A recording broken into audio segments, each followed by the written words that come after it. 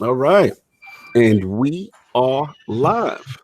Welcome to the Iron Lords podcast, episode number 95. And it is another glorious Sunday, and we are back at the round table on the Lord's Day. We've got the latest Star Wars game cancellation, Mortal Kombat 11 reveal event, Anthem in Division 2, and Activision CFO to discuss, so we're going to get right into it. So let's introduce the four horsemen of gaming, those original lords of the realm here at the round table. My co-host with the co-most, my brother from another mother, the difficult game conqueror, and the how of the young wolf. My man, Lord Addict, how you doing, sir? Doing pretty good. A little warning. I'll probably be taking off here in about 15 minutes. Again? Want the audience to know. Man, I can't help that, it decided to snow and not in New York. Like, it's like you guys are supposed to get the snow. You guys are better prepared for this snow, okay? Yeah, so our weathermen are fraud now here. We ain't, they said it was. What's funny is, like, last weekend, people acted like we was going to get, like, a foot of snow here, and it never snowed. Trust me, I know the feeling. What you been playing, man? The only thing I've really been playing is a game on the Switch, and I've been playing a lot of Overwatch. Switch. I gotta do my Soldier Boy joint. Switch. Oh, so you're selling PS Vita knockoffs too? Yeah. I might try to get that hustle, man. He out here. But what's good game for the Switch you playing? Yeah, I've been playing. It's like Lagrange Legacy is what it's called. It's a really good game. Definitely, I think it comes out the 24th. Oh, those are people, right? Those are another indie? Yeah, from another indie. It's definitely a good game. It's like an older Final Fantasy feeling. And I've been playing a lot of Overwatch on top of that. I've been playing way too much Overwatch. Did some new content drop or something? No, I just really I started learning actually how to use people on the game. So gotcha. Like, because I used to just play a couple games, quit, but John showed me how to play people. So now, it's actually because now since I actually know what I'm doing, it's funner. So salute the big bad John. Did you just say funner? Did you just said funner? More funner. I can say whatever I want. Listen, I'm here with you, Bruno. Late. You ain't the only. Listen, you ain't the only fraud out here, Bruno. I got you. No doubt. And of course, we have our most technical gaming lord, the solo gamer who lives for the single player selfish experience. And also the Sostradamus, Mr. Offline Profile Illuminati and Lord Patreon of the Iron Bank. My man, Lord Sovereign. How you doing, sir? I'm good, man. Chilling. Woo, sexy voice. Yeah, I'm glad we didn't get that snow, man. Yeah. I was prepping. I was ready. I was like, wifey and I were just huddled into a corner. We're going to watch boxing. We're going to watch movies. And then I look out the window and it's raining. I'm like, oh. Yeah. It's been raining this whole time. We thought we would have serious snow. None of that. Fraud. Yeah. What you been playing? Not much of anything this week. I think I clocked 75 hours of work this week, so very, very, very little of gaming. But I did pick up the Switch exclusive Traffic Strikes Back, No More Hero. So I picked that up. It's actually what I played of it. It's pretty all cool. This hype for a game ain't no one in this town. It's a Switch exclusive. You over there playing the Switch man hard. Yeah, I know. And I didn't sit here and try to build up the introduction. I didn't want to introduce.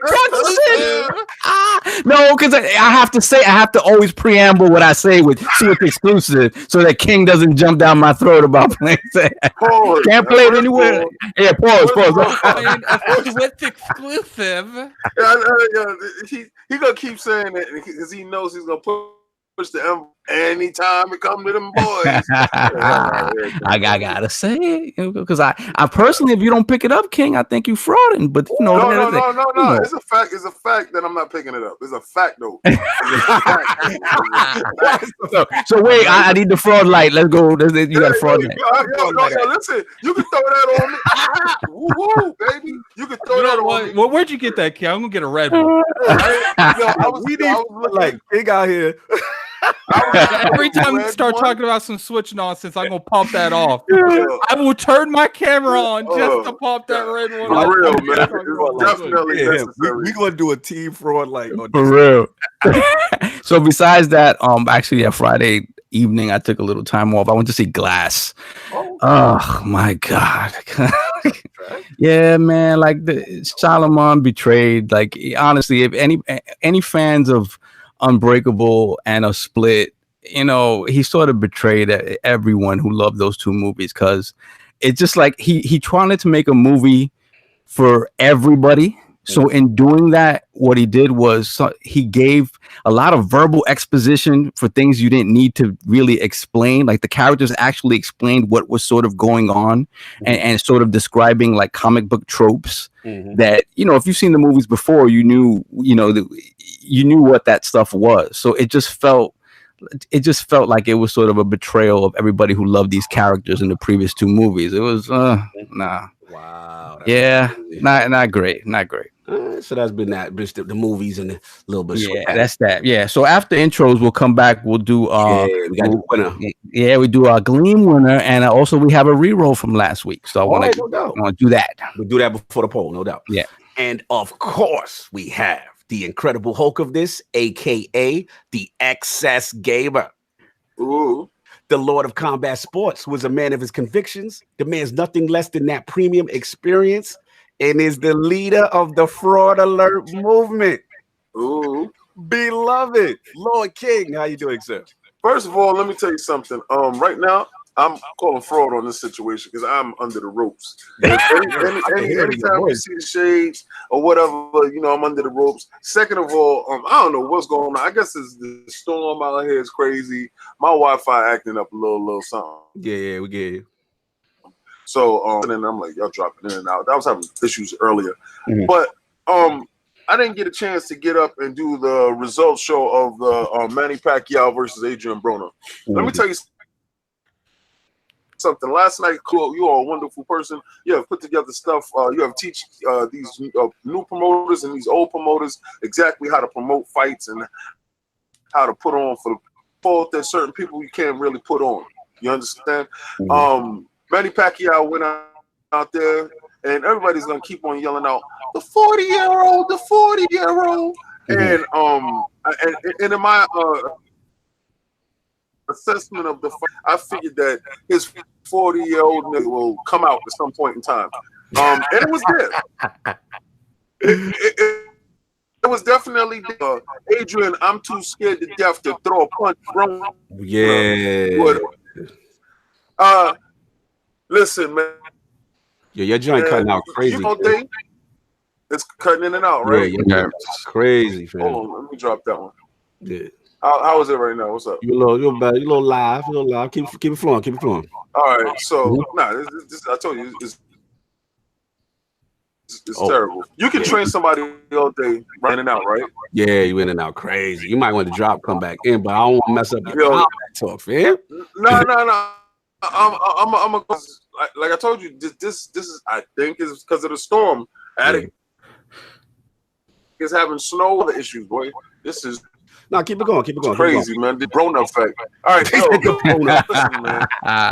You can train a person. You can tell somebody to do something, but when those knees get to knocking and that heart get to beating, and you got a little dog in you, and I don't want to use the word, you know, that we say in the boxing gym for the person who has that in them. But you know, you such and such made. You understand? Yes. You know what it is, King? Like. I got to just cut you just a second. I know you're going. It's for all the joint he be talking, and like you, I can't watch another fight of this dude. No, I can't. Like he's not even a good villain. He's so trash that he's not even a good villain. Like all you want to see is him under the rope every time. Yeah, and then he's so defensive and right, and he doesn't deserve to be in any of those fights ever again. Like he just doesn't. Right. I say this. That was his first pay-per-view. And I'm going to say this, right? The reason why, Adrian Broner, please, I hope to God that you watching this. I hope on God you watching this. I hope somebody links you to this, and I hope on God you hear this. Anytime that you're supposed to get a fight from now on should be winner take all, brother. Facts. You should not take $1 home, because anybody that's seen Badu Jack with his head split open, like he got hit with a hatchet in his head. That was crazy. From the 7th round on, the guy was literally, he probably lost a pint of blood. I thought he was gonna pass out from the blood. Seriously, that was insane. Is that what you were admitting on Twitter? He's like, someone lost this fight. He's lost too much blood. It looks literally like somebody took an axe to his head. Yo, literally, Addict, I swear I would never ever call for a fight, but first of all, this dude was too far behind. He was not gonna win, but his fighter's heart had him push. The whole card had in heart. UFC, they probably would have called it. Yeah, they would have called it. Any person in their right mind would have called it. Like, I'm looking like somebody gonna call this, right? Because I remember that Matt Metrione fight, they called it, and like he didn't even want to because his head wouldn't stop bleeding. Bro, this dude's head couldn't stop bleeding. Then he got hit with an uppercut in the 11th round, and it profusely bled. But to speak of somebody else that was bleeding and from a different orifice, bro, oh, the glasses are. I'm telling you, man, on everything, man. What's up? Don't ever put your name in your Mayweather's name in your mouth, bro. Facts. Like, you are nowhere in shape or form in this guy's circumference in his stratosphere. For you to even think that you can compare to yourself as this man who built up his legacy, who fought bare knuckles, Pretty Boy Floyd, who washed your behind up. So you even talking about it, like, I get so irritated because last night I was like, man, shout out to Pacquiao, man. Shout out to Pacquiao for trying to make the fight. He chased the guy all night long. Yeah, and then what pissed me off, Solver King, is like the interview dude gonna give at the end. Yo, I beat that boy. I'm like, are you? This is the thing. This is what makes him not even a good villain, because it's like, dude, now you're delusional. Like, now the man has a mental issue. There's something wrong with him, and I think it's just stupidity. Like, he's just an idiot. So at that point in time, bro was like, my pride, and I told him so much pride. Wow, I can't hold this one, and I'm not gonna hold this one. I'm with Punch. He was scared because you know when it was when what round was it, King? Where Pac had him up against that rope with every round. He's every round.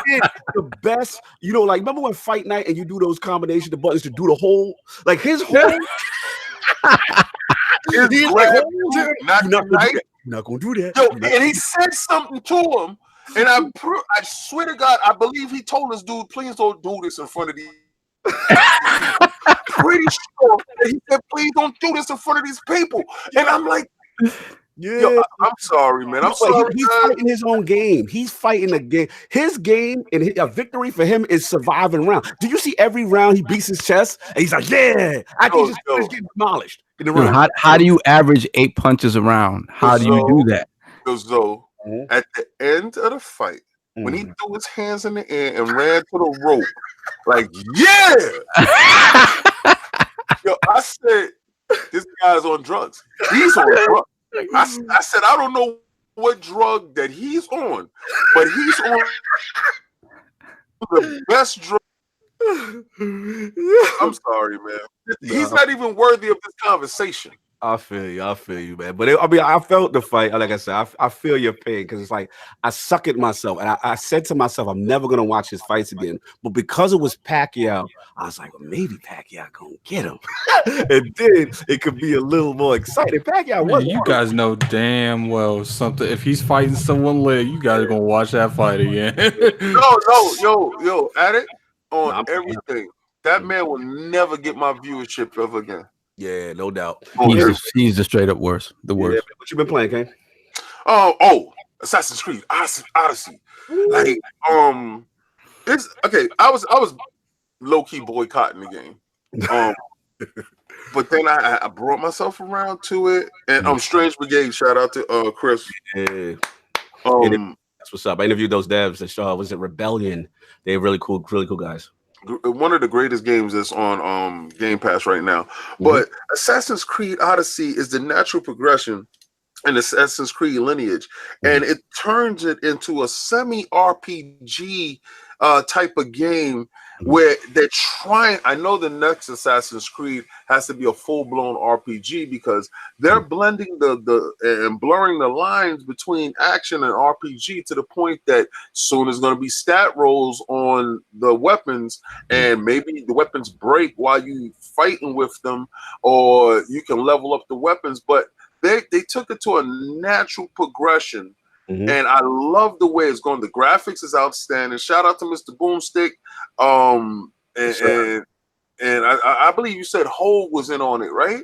Yeah. Hulk and Addict. Those are the Yo, I love that game. This is so much game there. You talk to me like in a year when you finish it. Last night I was playing it and I was in a party of Diller and I was like, man, I really feel like this game's just never gonna end. Like I'm like level 41. I got like 62 hours into it. And I'm just like, this game's literally never gonna end. Who killing them dogs in the back? That's Addict over there. He got bad Wi-Fi. It's the snow coming. What's going on with Iron Lord's podcast? You know when the snow come, they got to get real live fur for the heat. No, it's my roommate's daughters. Oh, it's all good. No, so that's been it, King? Man, yeah. Like, I'm so disappointed with last night. Shout out to Ciroc. Shout out to Ciroc. I had to go and celebrate with Manny Pacquiao. So shout out to Ciroc, man. I mean, man, I'm in disbelief. People was hitting me up like, yo, King, should I order the fight? Yo, do not call me asking for your money. I'm not Adrian Bro. Yo, Addict, Boss Move said Michael Vick is on the podcast. Nah, trust me, I wouldn't be going to work if I was doing some shady stuff like Michael Vick was doing. You making too much money. Right now. Anyway, of course we have the Lord of the Cooperative Experience and the gaming ninja himself, the Shinobi, LordCognito. Spreading that realness in the realm of the ILP. Not telling you what you want to hear, but what you need to hear. UFC last night, Solve. Woo, Lord, the messenger. Let's talk about the GOAT, the UFC Killer Shaw. The man everybody was talking about. This is the dude. He beat my man Cody twice. They was like, he's the dude. Yo, he got knocked out in like 50 seconds, right? Yo. I heard somebody got flushed out in like 5 seconds. Something crazy. Something awful. Yeah, something awful. Like, give me your perspective, son. Well, listen, man. Look, what I give Dillashaw is this, right? Dillashaw came back. He took a close loss to Dominic Cruz. Came back, bettered himself. By that time, Cruz had lost. Gotten wiped by Garbrandt. And then Garbrandt's a great fighter in terms of pure skill. He doesn't have the best fight IQ in the business. He's not about making adjustments mid-fight. And Dillashaw wiped him twice. Dillashaw is a great fighter. That said, he had to go up against Cejudo, come down 10 pounds to fight Cejudo. This is the dude that beat Mighty Mouse. Yeah. This is a kid that he's an Olympic wrestler. Yeah, Olympic wrestler. Always improving. Since he took that first loss to Mighty Mouse, he took that to heart, has come back better in every single fight. This kid, this is his moment. This is his time. I figured he's winning the fight anyway, but I thought it was going to be wrestling. That was going to do TJ in. Yeah. And he came in there saying, no, this is my weight class. I'm going to prove that this weight class needs to stay. I'm going to wipe the floor with you. And you could tell, it's funny, Cormier was saying that, like, he's biting his lip, like he doesn't want to let TJ stand back up. Yeah. And he floored him. He totally wiped the floor with him, and he bombarded him in a way that TJ just cannot get out of that. Like, would I have liked it to go a little bit longer? Let's see if TJ can stand up. That's the new thing he's running with. Listen, the stoppage. I thought he was still scrambling. There was a moment when you see it in slow-mo again where he went limp. He did go limp twice. He went limp. How you going limp twice? That's my thing. It's like, if you replay the fight, fam, I know he was scrambling. Yeah, could they give him a second? Let me jump in because I got to say about that part. Like, the thing that get me mad is, all right, fam, you was getting blitzed, right? There was no your body. You lost consciousness. You were slipping in and out of consciousness like 2 times. So once that happened, okay, you're scrambling at the end. They could have gave you a couple more seconds, but don't try to act like you was about to do something ill. You know what I'm saying? They stopped you from, you know what I'm saying? Like, cut that out. And then the other thing is like, oh man, like, bro, the thing, like, King gonna know what I'm talking about because it reminds me of my man Roy. And I never forget when he won the heavyweight championship. Remember, King? And he came down in weight immediately to face Tarver. That was the beginning of the end because people don't realize when you drop that much weight, the muscle, all that stuff around the brain, that takes longer to come back. So your chin tends to go. A lot of dudes that's doing this dropping real quick and weight, They gotta chill. So I'm telling you, he looks sus, King. Like he was all over the place. I heard about this. Yeah. And because somebody said, this ain't no fight. Like I said, I'm like, what the hell is going on over there? Right? And he had his, because he's watching UFC on his phone while we watching the joint in the Giant Stadium. And he's like, yo, this dude. And I'm like, what is going on with this dude? And I couldn't get a chance to see it. And I was gonna get it and watch it when I got home. And I said, I'm gonna talk to you. All the stuff I wanted to do early did not happen. And I was gonna be a fraud right now. I was gonna fraud right now and pull it up. Right now, I was on fraud, but and I'll tell you this: if they do fight at 135 as Cejudo goes up, I think he's still kind of done. He's still gonna blaze him because Cejudo's walking around weight is 130, 132, so it's not gonna be a problem for him. Yo, King, the funny joint after the fight, he's like, "Yeah, we can run it back. Yeah, if you ain't like that, we can run it back." I said, "Oh, the flyweight being disrespectful." He said, "Oh, you ain't believe it? All right, cool. We run it back. I'll see you next week. Let's do it." Because he know he's trying to get paid. Like I will tell you right now, they run that back. That's going to be how Killer did that to Cody. It's going to be the same thing. I just can't see it. You know what I'm saying? And I'm telling you, to get beat the way he got beat, that messes with you mentally. You know what I'm saying? So we're going to see. But other than that, shout out to Greg Hardy with his illegal knees. And, my Lord. Shout out to his shout out to Cowboy. Cowboy doing it. Cowboy did his thing. You know what I'm saying? But it was a good call last night. I mean, for gaming, for me, shout out to we're doing the Destiny the Scourge of the Pass raid for the first time. So I was messing around with that. Shout out to Pyro, you know what I'm saying? Ebontis, Gaming Forte, Stone Wolf and the crew is getting it in, man. It's a fun raid. I was speaking to Attic. I know he stepped out for a bit, but they just need to get some story exposition with that. They did a good job with Last Wish, but for whatever reason, this one, you just need to know why you doing it, because it's like the 3 sections of the raid is mad cool. It's like, one part of it is almost like some Indiana Jones. You could use your sparrows in the raid and escaping this evil servitor thing. It's fire, you know what I'm saying? Then the last part is like you facing this Metal Gear type boss, and you got to shoot these different parts of a Titanfall kind of a boss thing. So that was lit. Got back on the Messenger for Switch. Still been doing that. Have a lot of fun with that. And I downloaded that MK10 solve. The Game Pass. Yeah, Game Pass after seeing, what was going on. Yeah, you got the feels. I know that happens. I know after you pre-ordered that Mortal Kombat. The helmet? You got the helmet? We're going to talk about that collector's edition. Is that wearable? Or is it a Master Chief situation? No, it's wearable. It's wearable. That is dirty. No. Taste the light. Don't you be hating. He said, no Destiny talk, please. Don't you be hating. But anyway, Sav, you want to get into that Kingdom Hearts situation? Oh, absolutely. So last night, our Gleam giveaway for Kingdom Hearts 3 came to a conclusion. And thank you, all of you that supported and got in there and got entered into that. So how many was it, Salvin? Oh, there was.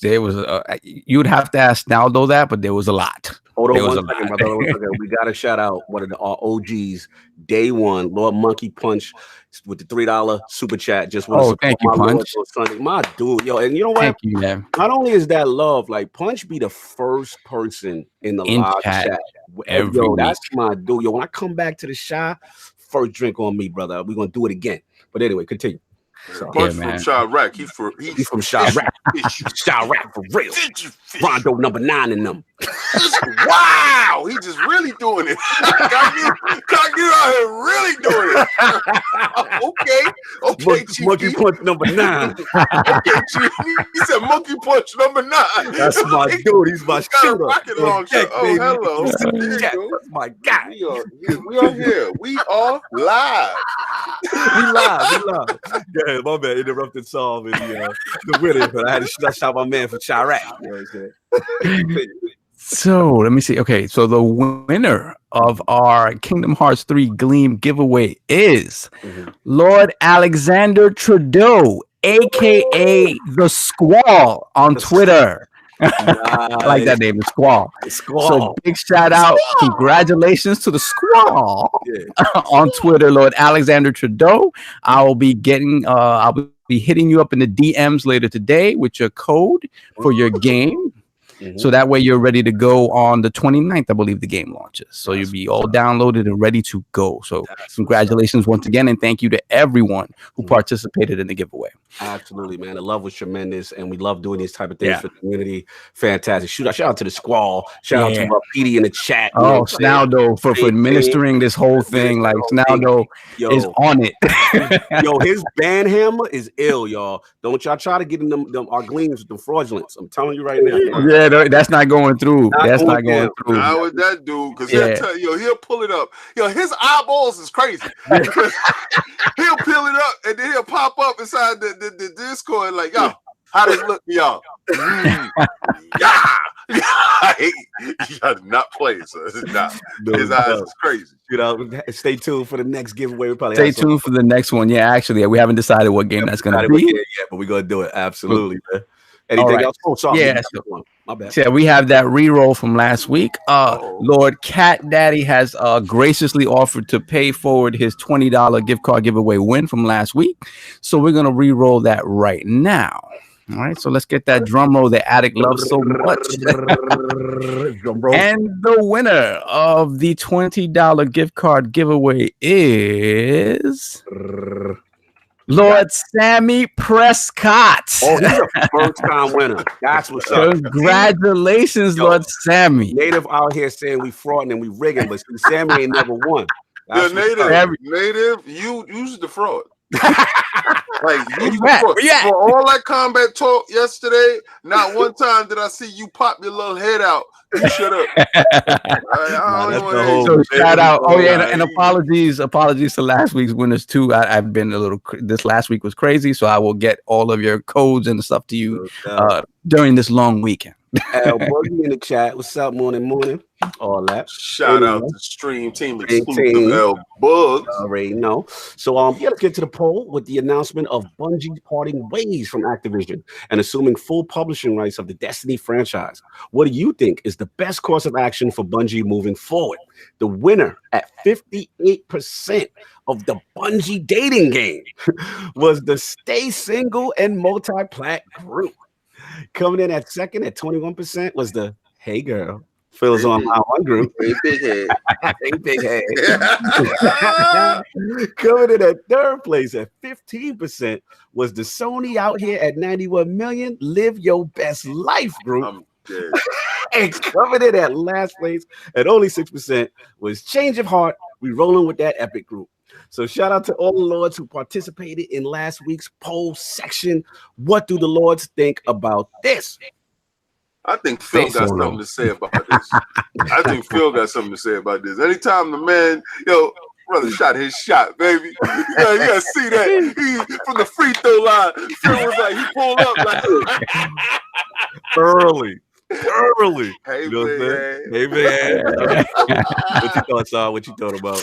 Yeah, man, I'd rather them to stay solo, but I think, like I said, like that gives them the opportunity to do something exclusive with somebody when they feel like it. So, yeah, do I think Phil slid in there and said, "Hey, man, let's see what we can do. You keep working on that other stuff, but let's see what you and I can do." Yeah. Shout out to my man, Lord Death Sega. Oh, Death, thank you, man. What's up, Lords? By the way, brother, ESO expansion is fire. Death, get at me in the DMs. Let me know what you want from that Teespring, my brother. Damn, we just bribing like that. No, he won last week. He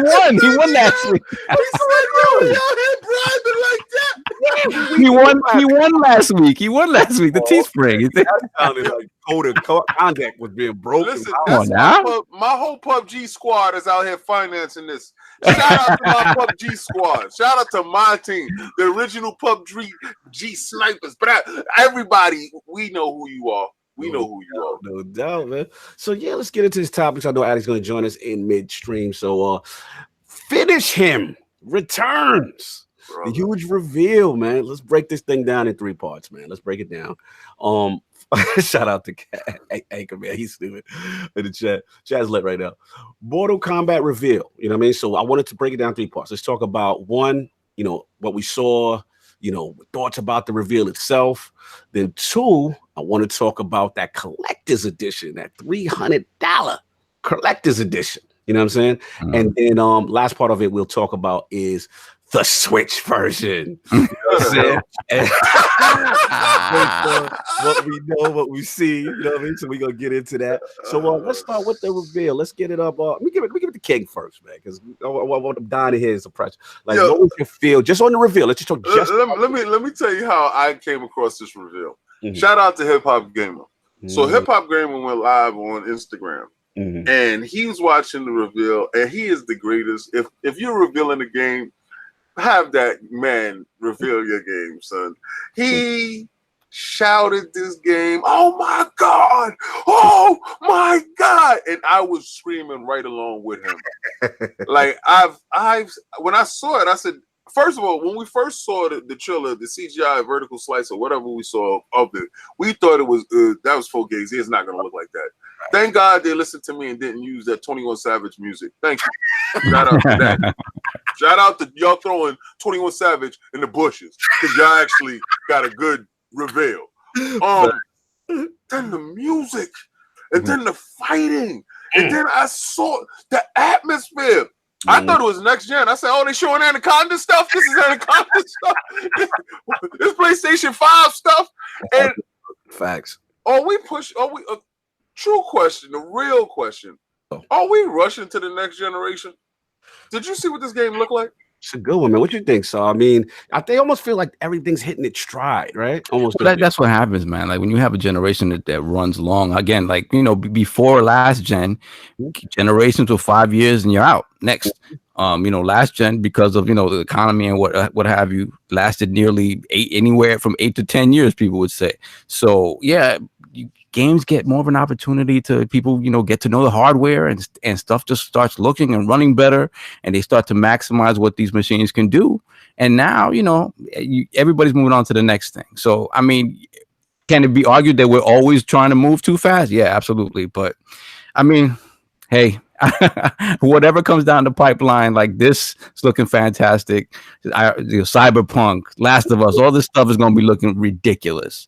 But hey, it looks like it does not belong so far on this console generation. I don't know how they doing it, and they keep doing this. Yeah, same thing. Yeah. I mean, I'm gonna jump in too because it's like same thing as King. When I first saw the joint, we like, all right. Same when I saw it was the Game Awards, right? We were like, vertical slice. That's cool. It looked nice. You know what I'm saying?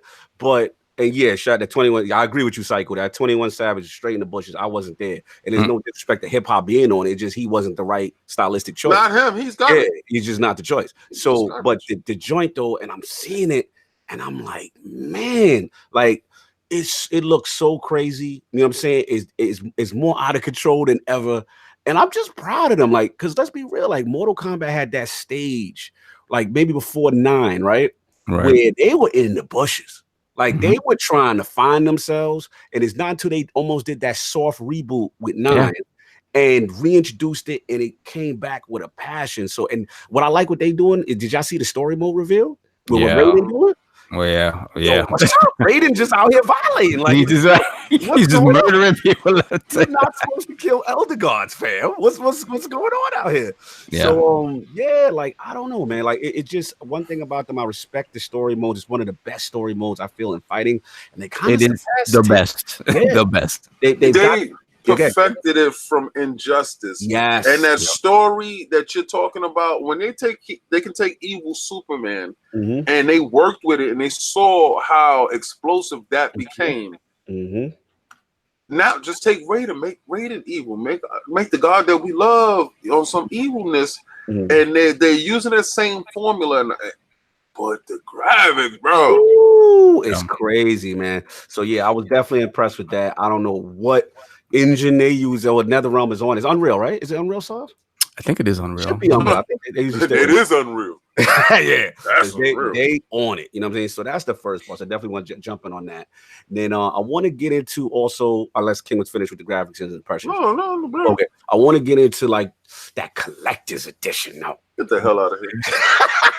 So what we got? We got the $300. You know what I'm saying? GameStop joint. And then they talk about coming with the Sub-Zero mask. You know what I'm saying? You get the mask. Now, mind you, King, we are getting the game. We're getting the game. The game is included. They learn from other dudes dropping $500 system games with no game inside. Like you can get the swag. With no game. But so we got that. We got the exclusive steel case and magnet. We got a 1x1 scale scorpion mask. Collector's box, you know what I'm saying? So like, King, like, is this out of control? This is a very conflicted topic on Twitter. I'm seeing people on both sides of the fence. I'm saying people saying like, shout out to Boom, like, yo, that's day one. You know what I'm saying? No. So, he showed his receipt. He got his pre-order up. Did it? Sure. Boom is a real dude. Let me say, first of all, take yourself to anybody who wants that crap. Don't do it. Go to Sideshow. If you're a Mortal Kombat fan, go to sideshow.com, sideshowcollectibles.com. Go in there, put in Mortal Kombat, and actually go pick out statues and stuff like that. You can get a full-size bust for that price. With your character's face and all that, and you can put it to the side and it looks beautiful for that. You can buy the game for $35 digital or whatever. Do whatever you're gonna do. But do not buy that mask. I saw that mask, and you guys that got that velvet bag from Fallout. You got the velvet bag from Fallout. Remember the velvet bag? And then you got the plastic so-so. Don't you do it. Remember I said don't. King, I might look good in my office, man. Right when when they give you a Scully, they're gonna send you a Scully. They're gonna send you a Scully with 2 cutout holes. A Scully with a mannequin head, like, and it's gonna be you. And I'm gonna roll. I'm gonna laugh, and you're gonna have to post this because I'm telling you, they're gonna send you a Scully with a gaming plastic mark. King, I'm the gaming ninja. I gotta have it. I gotta have. Let me live my best life. Like, boy, take your two hands, because this is what they're gonna send you. Take your 2 hands and put one on your mouth and one on your forehead. Yo, El Boogie said they tripping $300. I'm gonna send you a germ mask. Shout out to NetherRealm for sending out germ masks. But I need that velvet ninja. I need that, son. If you need that, I say get the game up front, and by the end of the year, that thing's gonna be $50 somewhere. Just get that. Here's the thing, Mortal Kombat fans. That fan base is so rabid. If I don't jump on it, it's gonna be gone. Son. I gotta do that 300. I gotta get that. Shut up. Shut up, yo, listen, the man has the fraud alert on that crap that you just said. I don't really like to call you out because these dudes don't know you like I know you. It ain't no way on this earth you spending $300 on a fraudulent paper mache mask they're gonna send you. Get out of here, that 3 is steep though, man. Like they just jump like you see 150, maybe 2. They just jump straight to 3. Stop, and they ain't doing natural progression. It come with the game, though. How they didn't do the natural progression though? Yeah, there was no upward trend to this. It was just 3. That's like when PlayStation was like 600. It's like, wait, your last console was 2. Like, where'd you get 6 from? They selling you a Switch. They're giving you Switch numbers. Like, you literally could go out and buy a Switch. He needs a companion for his Master Chief helmet. Exactly. So I know what I'm at. He needs to have something parallel to it, so there's balance in the room. His feng shui is off right now. I got the Halo 3, the Halo 3 one with the Master Chief joint. You know what I'm saying? Then I'll put that little one right next to it. Oh, it's gonna be lit. You know what I'm saying? Cognito, wasn't that when it came out $150, right? Yeah, Master Chief joint was like 100. Right. Okay. And I got it for like $35, like after they couldn't sell them no more, and they was giving them away at PC Riches. I got an extra one. But where is the progression? Yeah, they are wild. And the mask look like garbage. Nah, the mask look hot, bro. No, it's not. Stop. The mask is hot. You gonna make me pull it up, son? That joint is. And you gonna make me pull out the Velcro bag. You gonna make me pull out the bag that they send dudes out there. Stop, man. You know what they doing to people. Stop. Don't fall for it. No, we just can't. We just fell off of this debacle. Stop, man. I'll see. Let's see as we get close to release. So we got that, and now let's get to what we're here for. Yeah, so it looks like there is a confirmed Switch version. What did you just say? What we here for? We're not here for that. This is what we're here for, sir. Why? So they can have one monk in the background? So why? Your Game Gear had a Mortal Kombat 2. Remember that? Yes. I do remember that. Actually, and I remember PS Vita had one. You know what I'm saying? It was pretty solid. That was solid. That was no, wait. Stop. Oh boy. Stop. I said Game Gear. Remember when Super Nintendo had the Mortal Kombat with the sweat? Right. And then you had Genesis with the Mortal Kombat. Then you had Game Gear and Game with the Switch. You broke up. Okay. Yeah, the Wi-Fi, they coming for you, bro. Yeah, you're going to turn the camera off. They coming for you crazy. Everyone's not feeling your slander. They were slandering the mask, and they had to shut you down. Every time I say switch, like switching here, and I know you. It's you. He turning your mic off. He muted me on purpose. He's in there, man. I even got the other screen closed. Man, I'm so upset today. Today's just a bad day, man. Nah, it's cool. Now let's get into it. So here's the thing. Like we heard obviously that it exists. The reveal happened. There was no footage of this thing to be found. So I want to start off with Solve. So how are they going to do this, Solve? Like, what do you feel? Like, what any shot at 60 FPS? I don't know. I don't think so. I don't think so. But again, who knows, man? Like we've been saying, like, you know, the Switch is almost going on 2.5 years. Like they figured out some magic to do with that stuff. Obviously, it's not going to be the premiere version. It's going to be a sideshow version. For me, it's going to be the version that I practice on while I'm not home. And you know, and that's what it's going to be. The fact that it's even coming is cool.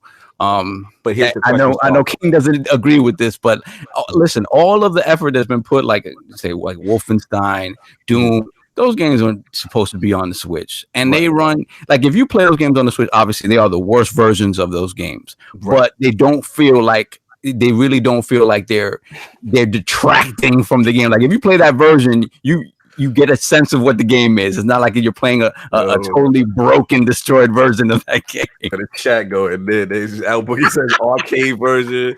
Johan says Switch version gonna have that green and sweat blood. Yeah, they're gonna have the SNES blood. It's not gonna be that.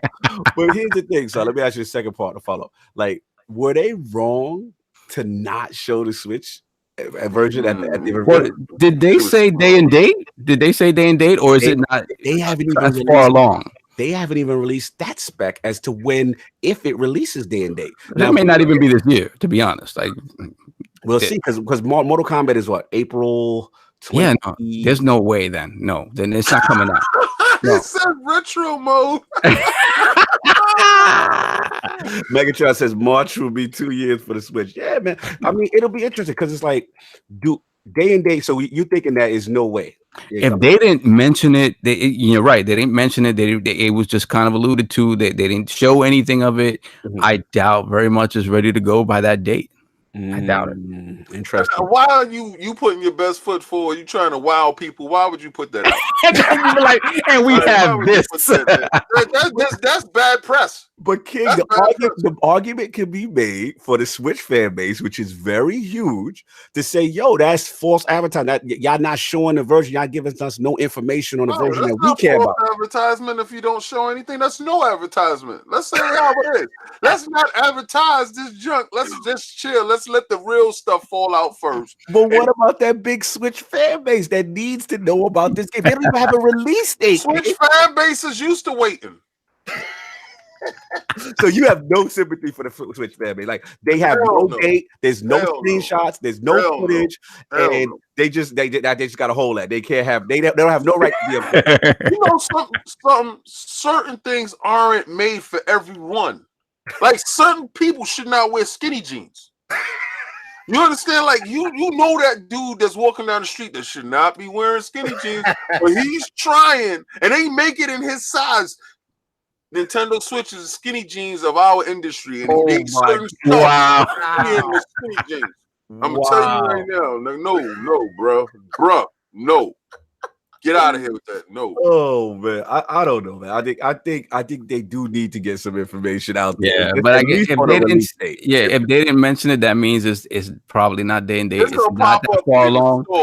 They're gonna slide it in like a thief in the night. It's gonna pop up inside the store, and y'all gonna have to buy it without previewing it or anything. Right, and that's my point. Is it that? Like false advertising, they have nothing to go by except the Xbox One X and the PlayStation 4. I mean, didn't they do that? Didn't 2K do that with the wrestling game that people like you didn't really get your hands on it until it was almost it was horrible. It was a disaster, and that's all I'm saying. Like from at some point. Even if you don't want to show it at that event, I get that. You like, you know what? We got this X1 X goodness, PC, PlayStation 4 Pro. We not trying to embarrass and put, some Vaseline graphics on the 480p. Fine, I get that. But at least have the sideshow event. You know what I'm saying? Or like, after event where you be like, okay, you can sit down with it and then we can give you the closed door footage and people can say, yo, I played it, but not to have anything on it. Yeah. I'm telling you, the way you move that version of the game, right? Because there are going to be people who get the Switch version for, for whatever reason, that's the one they want. But for me, the way you move that version of the game is that you say that if there's cross save, which that's always been the way I felt you move that version of a game. Do you hear the fraudery that is going on between these two individuals? Why is it fraudery? I'm just giving scenarios. This dude always has the favorable scenario for Nintendo. Because some people out there just want that Switch version. It's true. It's not true. That's a lie. Some people is really out here checking for that. Ain't nobody checking for that, bro. It's true. Nobody that you know. Exactly. But there is a user base that is large that was.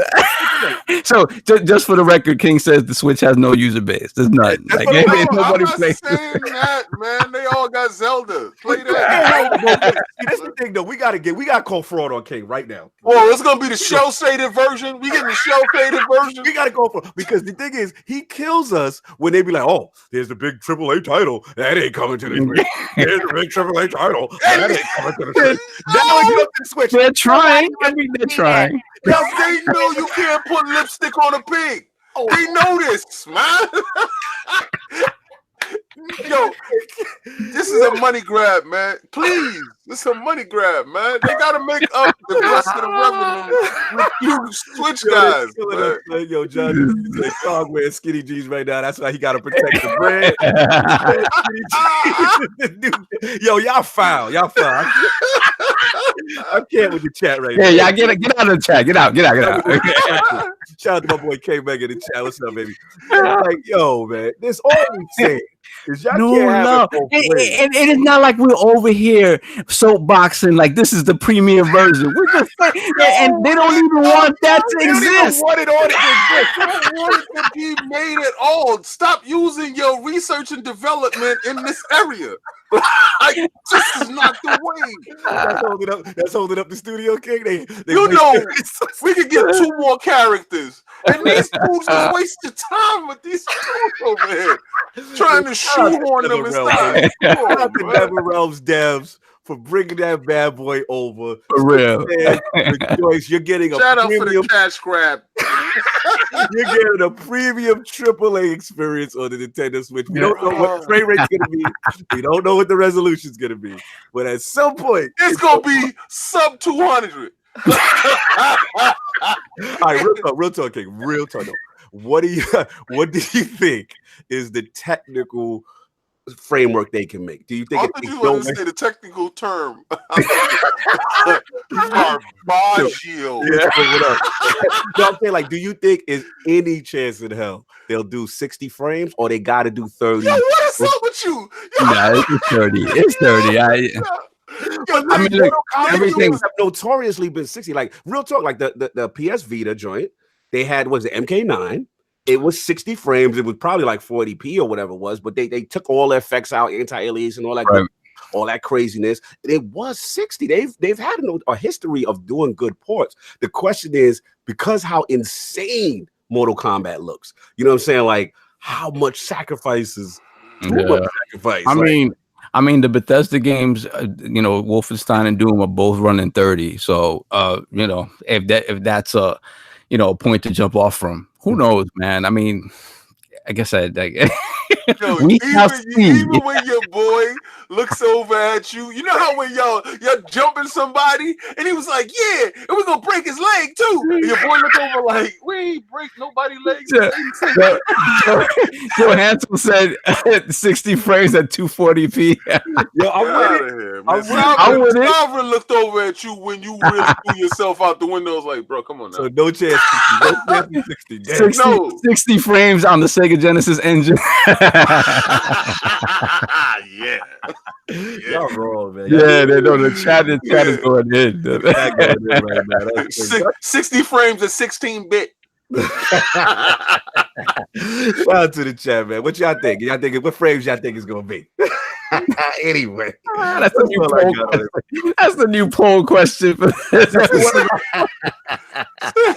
Soldier Boy's gonna do the frames per second. Yo, Jonathan B did this. He said 60 frames. Soldier Boy. Soldier frames. No, I should change the poll question now. I'm almost mad I didn't pick that.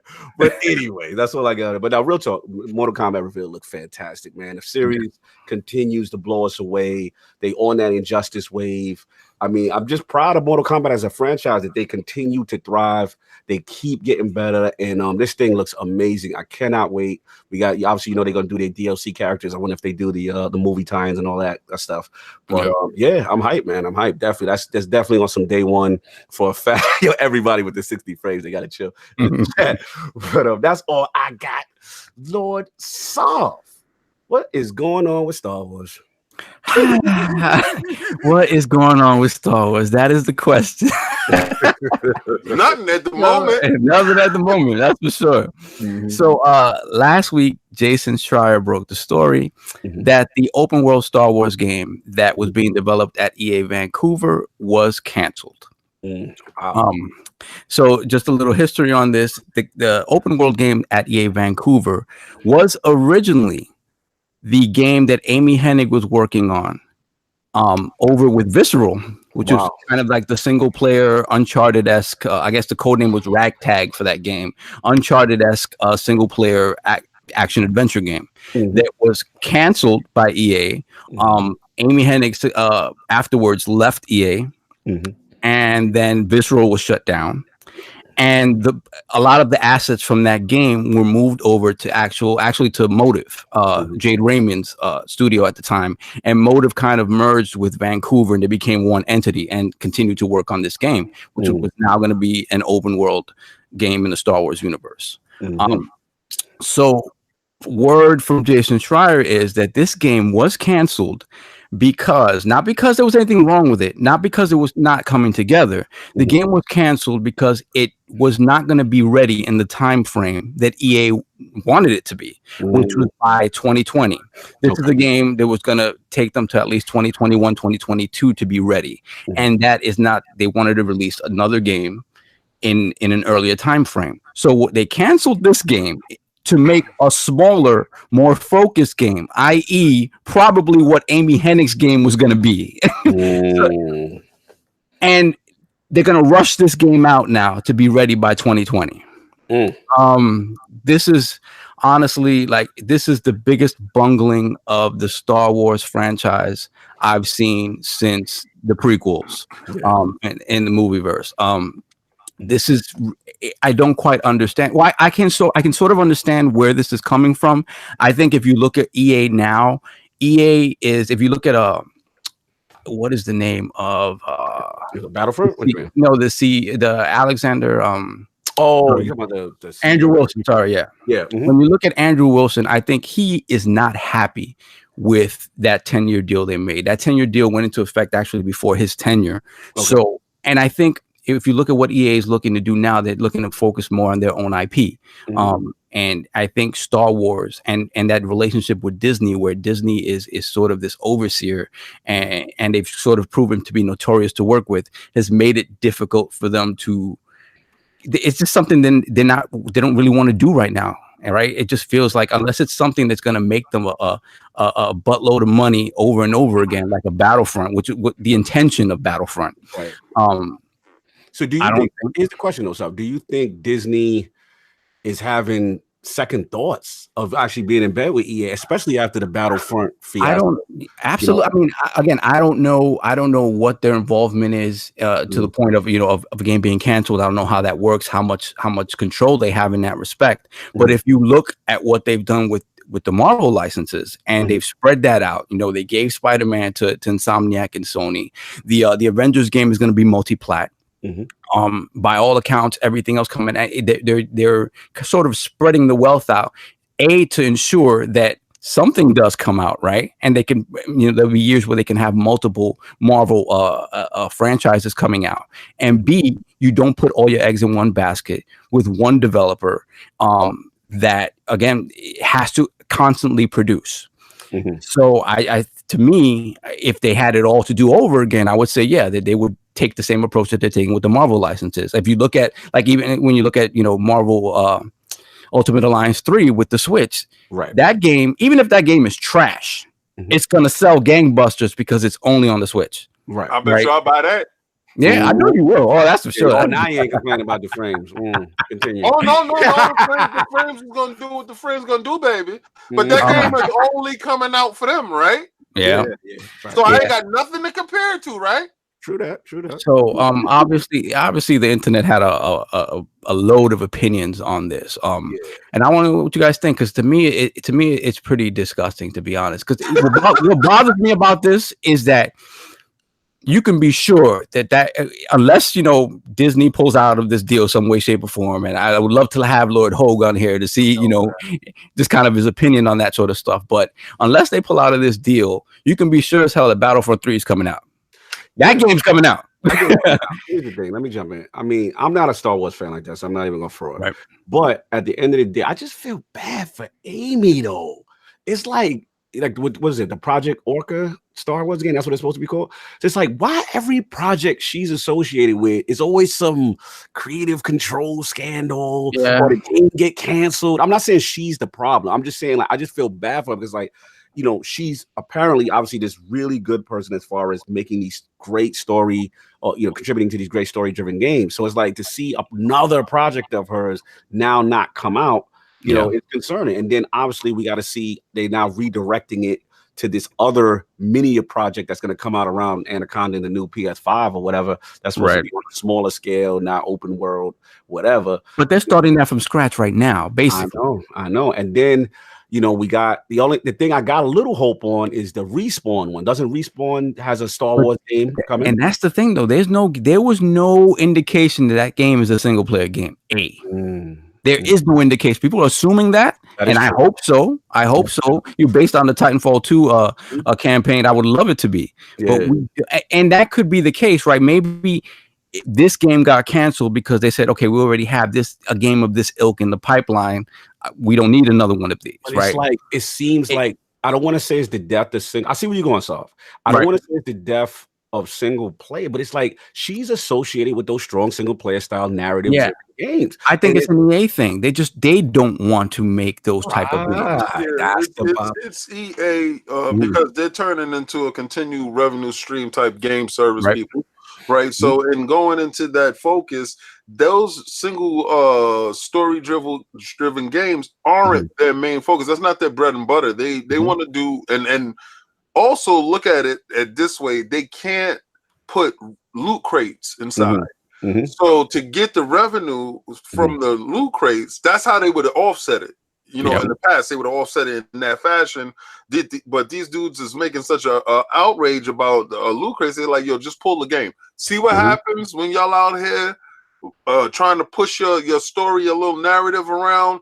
Y'all get a game canceled because they could have still put this game out with loot crates involved and then make up the rest of the bread that way. But now you're gonna get a game probably. And you said I believe that next game is gonna probably be a multiplayer something game. I don't think it's gonna be right. Don't you feel the respawn one's gonna be definitely that? Yeah, I believe so. Yeah, I just what I'm saying. Like I said, it's just frustrating to me to see like again, you know what I'm saying? Here we go again with Star Wars. And at the end of the day, it's just like you can't tell me that Disney is not sitting there reconsidering why did we, go to bed with EA? Because I don't think so. I mean, what you think? What you think? I don't think that Disney is questioning that whole thing because Disney has enough capital to absorb the loss if they actually dissolve the contract with them. So I believe they have enough capital to just absorb it with no problem. But I believe that the games that do come out from EA are of a higher quality, like the Battlefront games, and those games do well. They do sell well. In light of other games of that ilk, they are not in the top tier as performance wise, but they're in the middle ground and they make a good money.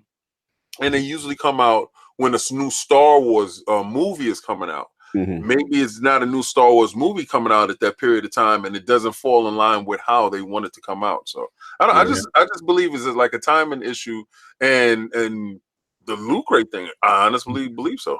Yeah, probably so, because you can't my gas off. Yeah. What bothers me is that if you're like, for me as a Star Wars fan, I'm just speaking personally as a Star Wars fan. What I love most about that universe is just the universe and the smaller stories you can tell within that universe. I've already seen Hoth a million times. I've already seen, the Battle of Endor a million times. I don't need to see that again, just prettier. I want a smaller story that shows like the underlying stuff that goes on in that universe, right? And I think hardcore Star Wars fans want that sort of stuff. They want something like a KOTOR that dives deep into lore, right? And they don't want to give us that for whatever reason. They're like, no, we're not giving you that. I want to go back to what the chat shout out to Boss Boom, shout out to Punch. Is that it's like somebody's got to utilize her talent. Like that's my thing. Like Microsoft should make the call. Come to Game Pass. Come on, girl. Come over here because it's like it seems like wherever you're going, whoever you're aligning yourself with, whether it be EA or the Naughty Dog situation, they are not valuing what you do. So come to a place where you're valued because clearly it's not it over there, and that part is sad to see. And all I would say is I hope she is involved on some level on the new project. She's doing her own thing. I know when she left EA, she was like, yeah, I'm doing my own thing. I don't know if she mentioned if some opportunity arose that she'd be interested in doing something, but I know she was doing her own thing immediately after leaving EA. My fellow camera brother. Listen. I'm going to give you your intro from King. My brother from another mother. No doubt. Is that kid over the building hold us down? What's going on, baby? What's up, y'all? Y'all can hear me? Yeah, man. Thanks you for coming through, brother. Appreciate it, man. What do you think about all this Star Wars stuff, man? What's going on? I mean, just to give you guys a heads up, I know everybody have like mixed feelings, but I was actually a big fan of the Battlefront that they came out with. Not the second one, even though I appreciate the campaign, but the first one, like I spent like between Xbox and PlayStation, I spent hours, like Christmas vacation on that thing. Wow. But as far as like the games getting canceled, it's troublesome because every time anything that has to do, I feel like Amy Hicknick, that's what her name is or something like that. I feel like it's either the verge of shutting down, canceling. I feel like she's not getting her due, and she's like some highly praised writer for games. You know what I mean? So I feel like EA, I really don't understand like what their stances of what they're trying to do. When they took the Star Wars deal, this deal with Disney, they had the Battlefront, they had Respawn, and they had Visceral doing a game, right? So they had 3 studios that they was dedicating to this, and all they came out with is Battlefront, pretty much. Yep, that's it. Yeah. See, I don't know. And what was the game they canceled? Because I could have sworn the Amy Hennig, apparently Amy Hennig came out.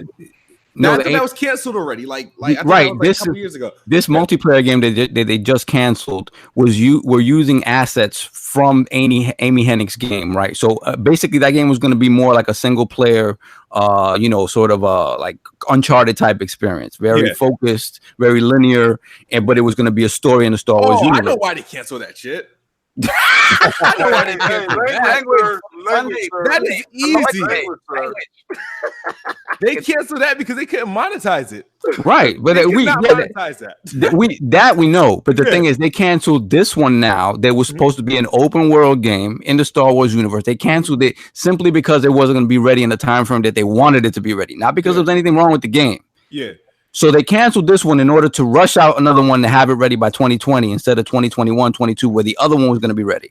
That's kind of stupid. That is, and the thing is, in that time frame, what kind of game can you make in that time frame? Right, a smaller, more focused game, kind of like what Amy Hennig was doing. Because I'm not saying those games are small, like Uncharted takes forever to make. Sovereign, did they say that it was going to be a smaller, focus game? Mm-hmm. Yeah, they said we're working now on a smaller game that'll be ready by 2020. Well, Okay, it has to be if it has to come out next year. It could be just a multiplayer only smaller game. Yeah, there's no indication what type of game that is. Right. So I really believe it has to be a regeneration of revenue. It has to be one of those games where engagement becomes key.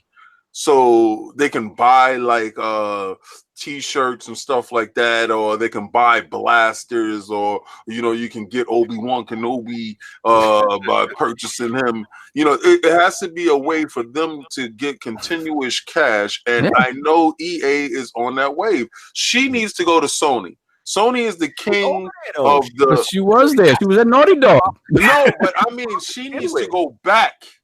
Like, because maybe they lured her over there and said, yo, listen, you can come over here, you can make these games that you like to make. And then the hierarchy changed, and she's no longer viable when they're going in a different direction. It's not her fault. No, I get you. I'll definitely hear you. I don't think it's her fault. I just, No, I just feel that she has a specific skill set. And it just seems that with these big, publishers, that for whatever reason, it just doesn't fall in line with what they're trying to do, either from a monetization standpoint or what have you. So it just feels like all her games seem to fall the wayside. My thing is, talent that got hired by the wrong publisher. Yeah, if she's gonna get in bed with somebody, it has to be with somebody that's willing to let her do her thing and not meddle. Exactly. That's all I'm saying. Like She honestly belongs to Sony. True. But it didn't. The whole thing start with the whole Naughty Dog and the Uncharted, and they wanted to go the direction. And I don't want to get into conjecture, but like either they kicked her off the project or they didn't feel the direction, whatever. And they went somewhere other direction, and then all of a sudden she's out. So again, it's tough. It's tough, man, because you would think Sony is the place. But I don't know, man. And then again, I could be, championing and pom-pomming out, and maybe it's some real issue with the way she does things. I don't want to be. It may be this when there's always an issue, and the common denominator is one factor. Then you're gonna have to start looking at the factor. Yes, and I know nobody here wants to put that form of indictment on an individual at all without knowing anything at all, because I don't know a damn thing. But I do say this: if it walks like a duck, it's a duck. Now, I'm also want to say that give her a shot and let her get a damn game out. That's what I'm saying. So we can see if it is her. Exactly. That's what I'm saying, King. Just let her finish her project. In terms of the work, no, it's not her. Like she's able to put out a great story in a game. Like she's done that. She's proven that. It's just for me, like I don't. Who knows how she? Maybe she's a diva, or whatever the case may be. Like who knows? But I think EA was just the absolute. EA was either EA or Activision would have been like the worst places for her to go, just because of their culture is changing to be. Like you said, they need to monetize every little last thing. That's what they want. This is where they're going, and that's just not the place for her. Jade Raymond left. Jade Raymond left. The same thing. They took Motive kind of out from under her. They took the Star Wars game out from under her. Jade Raymond bounced. She's like, I'm out. I feel like she should. Obviously, where I would prefer her to go. Where I got. Of course. In my unbiased opinion, I think Ubisoft would be a nice spot. Because the diversity of games and content that they put out they have a good balance between monetization, single player experiences. They can literally put her on an Assassin's Creed product, they're not afraid to like dabble in like new IP. So, bro, no.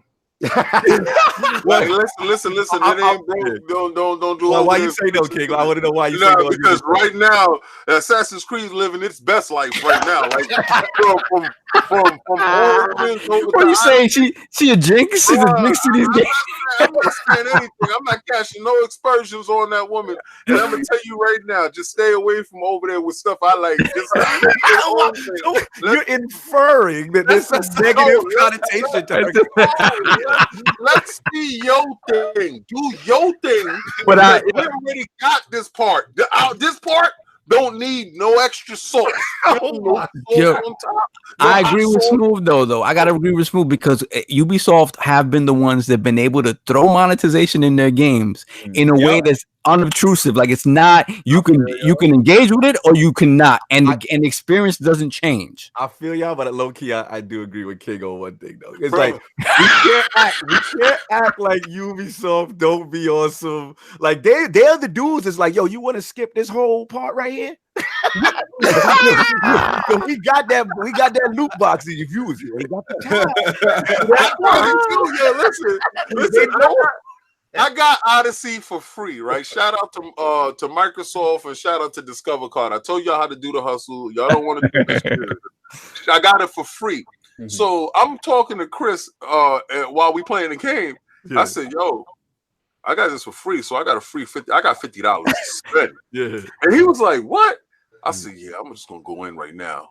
And I went and bought the biggest package they had inside, $50 to level up my character, make fly clothes. Yeah. Had to have that fly jersey. He had to have the nice little logo on the joint. So he don't like what I do because he earned his stuff in the game. And then here I go. Jonathan B said you got Amy hiding in one of them boxes behind you.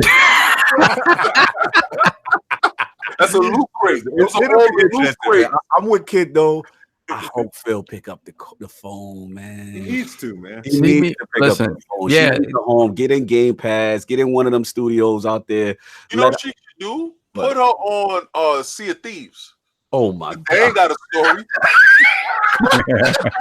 Put on Sea of Thieves. They don't have a story. Put on Sea of Thieves. Y'all want to sit there and mess with my stuff. Watch them mess with Get the hell out of him. The last thing I want to say about this is that another thing that sort of this cancellation sort of indirectly affects is the weight on Anthem's shoulders. The weight on Anthem's shoulders is already big, right? Perfect transition.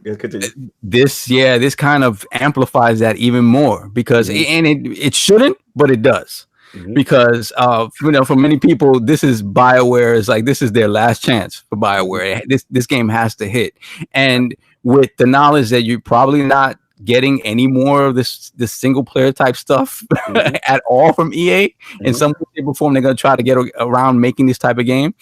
I just think it just puts a lot of undue pressure on Anthem. Shout out to K Mega. He said, "Hell yeah, put them on Sea of Thieves." Yo, wait. What are you talking about to put pressure on Anthem? Anthem ain't got because no Anthem is like the. Oh wow, we're gonna get to that right now. Get it. Like the next major AAA that, come on, we see what happened with Battlefield, like that, how that blew up in their face. Anthem is really kind of that have to be the saving grace for EA right now. All right, let's get to it. Hold on, King. Let's get to it.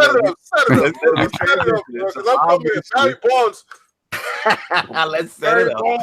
Perfect transition by Solve and KidSmove. All right, so obviously we got a lot of news recently dropping this week. Obviously we have Anthem. We know that closed VIP demo is coming. You know what I'm saying? So we got that coming up next week, and you can invite your 3 friends. Division dropped some crazy news today. A lot of stuff on PvP, Dark Zone, and that stuff. So as we getting close to the release of both of these major franchises that's going to try to compete in the looter shooter space with Destiny, it's going to bring this to the Lords. This is King's topic. I let him set it off. Based on the news that we've heard on both Anthem and Division, what's your feeling like? What got you excited? What's going on? All right, so normally on certain games that I know I'm going to purchase, and I played the Division 2 when I was at Fan Fest, and I got a chance to sit back and also watch the game being played. Graphically, when they first displayed the game, I was blown away like everybody else, and I thought the game wasn't going to be what it was. I've been wrong numerous occasions graphically going into these games, and they are actually what they turned out to be. But the biggest problem with the Division was never the graphics. The biggest problem with the Division was the story, the Dark Zone implementation, and how to do PvP versus PvE and then merge the worlds together. Facts. All right. So you never had the problem linking up with your friends. You was always able to link up with your friends. But when you went to the Dark Zone, you was terrified of these grinders. Like we will go in at a certain time, shout out to Hot Monkeys 11. We will go into the Dark Zone at a certain time when these kids was in school, so we can actually have fun. But come 3 o'clock, when these dudes come home, you get out of the Dark Zone because they were rolling around, going rogue and everything. Now I saw the setup system that they have with 3 different Dark Zones. They have 40 hours of story, actual story. That leads to Anthem, but I'm gonna get to that in a second. And then they have other meat and potatoes that they were working around with the game. My thing is, what's your thing? Did they show enough to turn the crowd that either gave them their back? Because Destiny had their moment where people gave them their back, but they're back to get back to Destiny. Destiny has got to a good place. Is this that good place for a Division with what you've seen? I got a lot to say about the Division, but I want to bring it back to you, King, with Anthem, because you seem to be not there, and I want to know what's your whole EA Access. I want everybody to go purchase EA Access right before Anthem drops. Right? Go purchase it. Put the $5 for the month. This is a hustle. I'm gonna give you the hustle. I'm gonna give you the skinny on this right here. Right? Not the skinny jeans, but the skinny. And now I want you to go pay the $5 at EA Access. Get Anthem. Facts. Test drive the car before you purchase it, right? So you can see that 1, there's no story.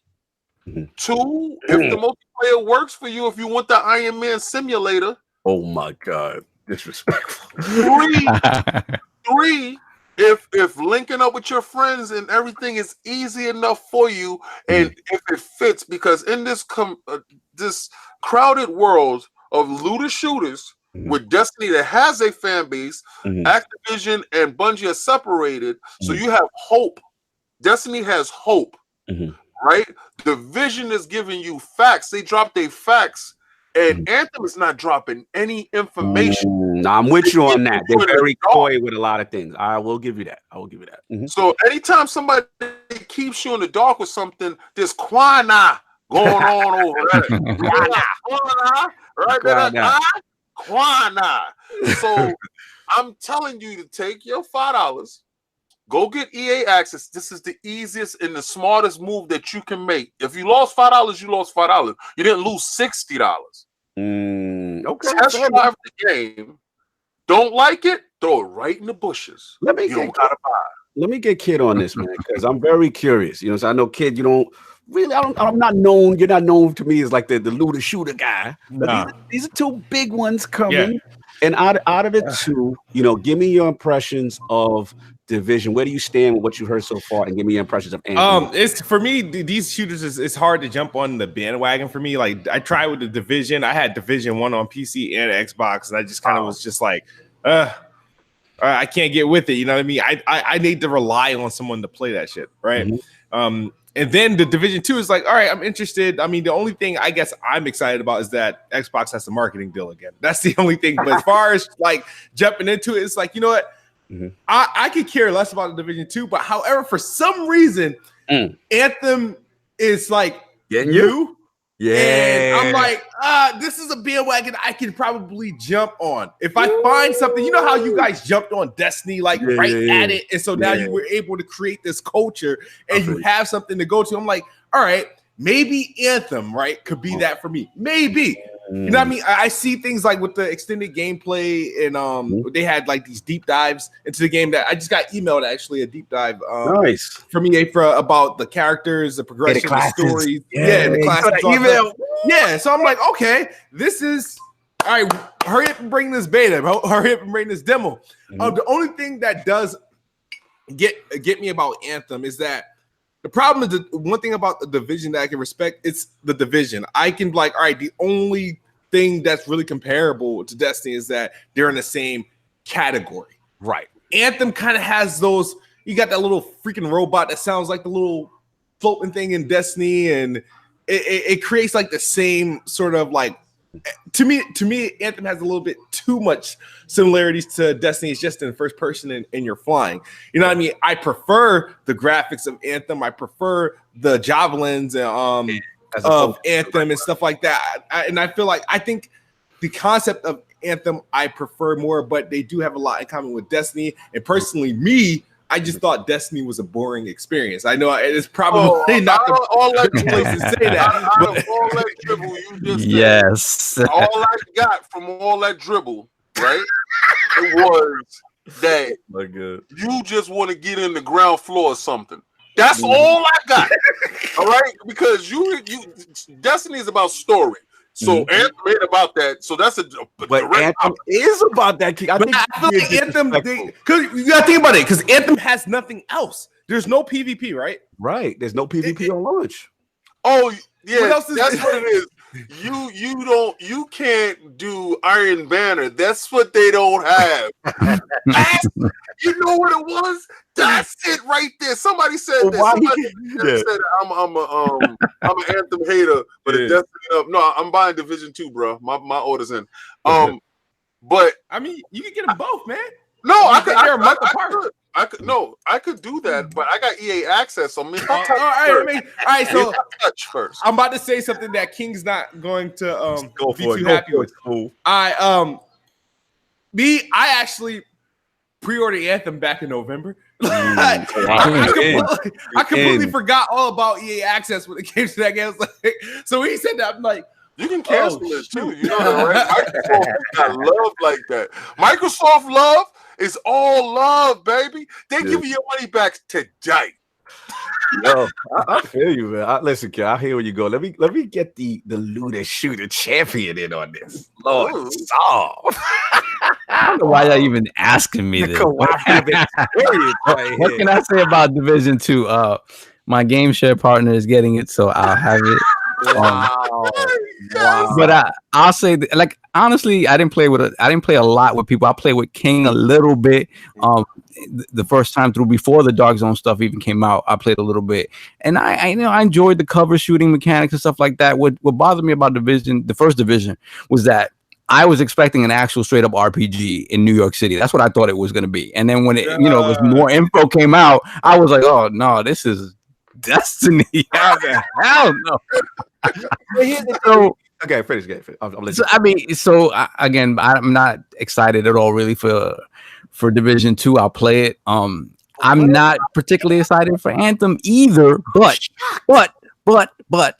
it is, I have this thing with Centurions and Iron Man. Like, I like, so it's something new. Exactly, BioWare.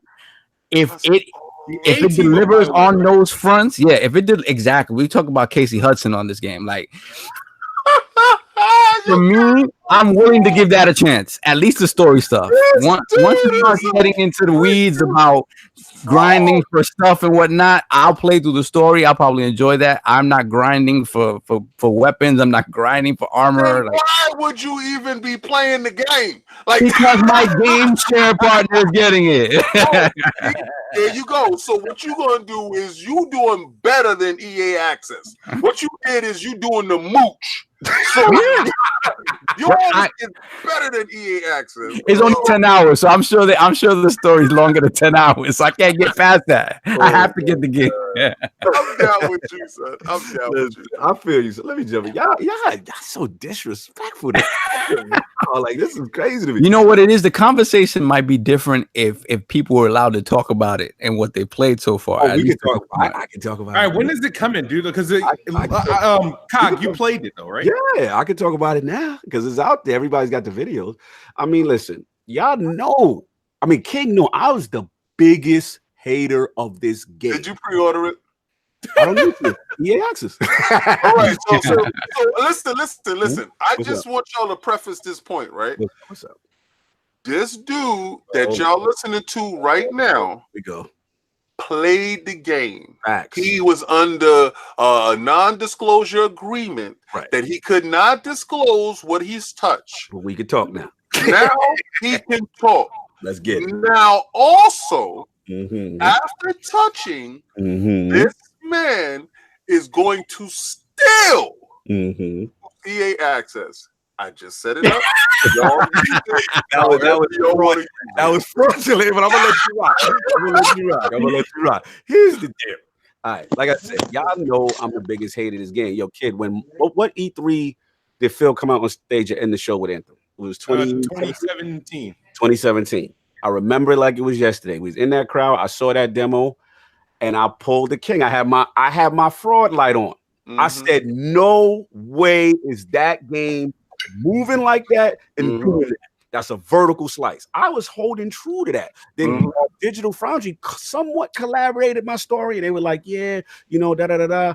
But as we've gotten closer, as it's come out, as I got my hands on it, I'm telling y'all right now, that's it.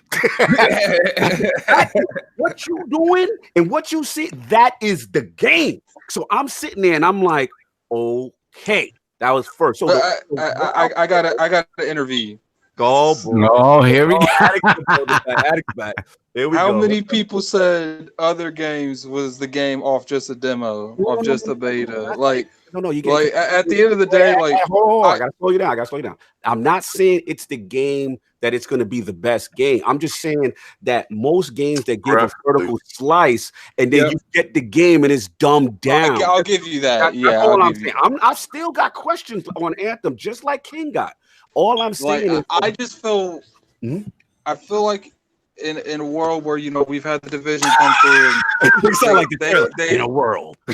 they had a lot of criticism from no raids, no PvP. The Division, they remedied that in the Division 2. I feel like if they had lit in game, they would be showing something. Let me finish.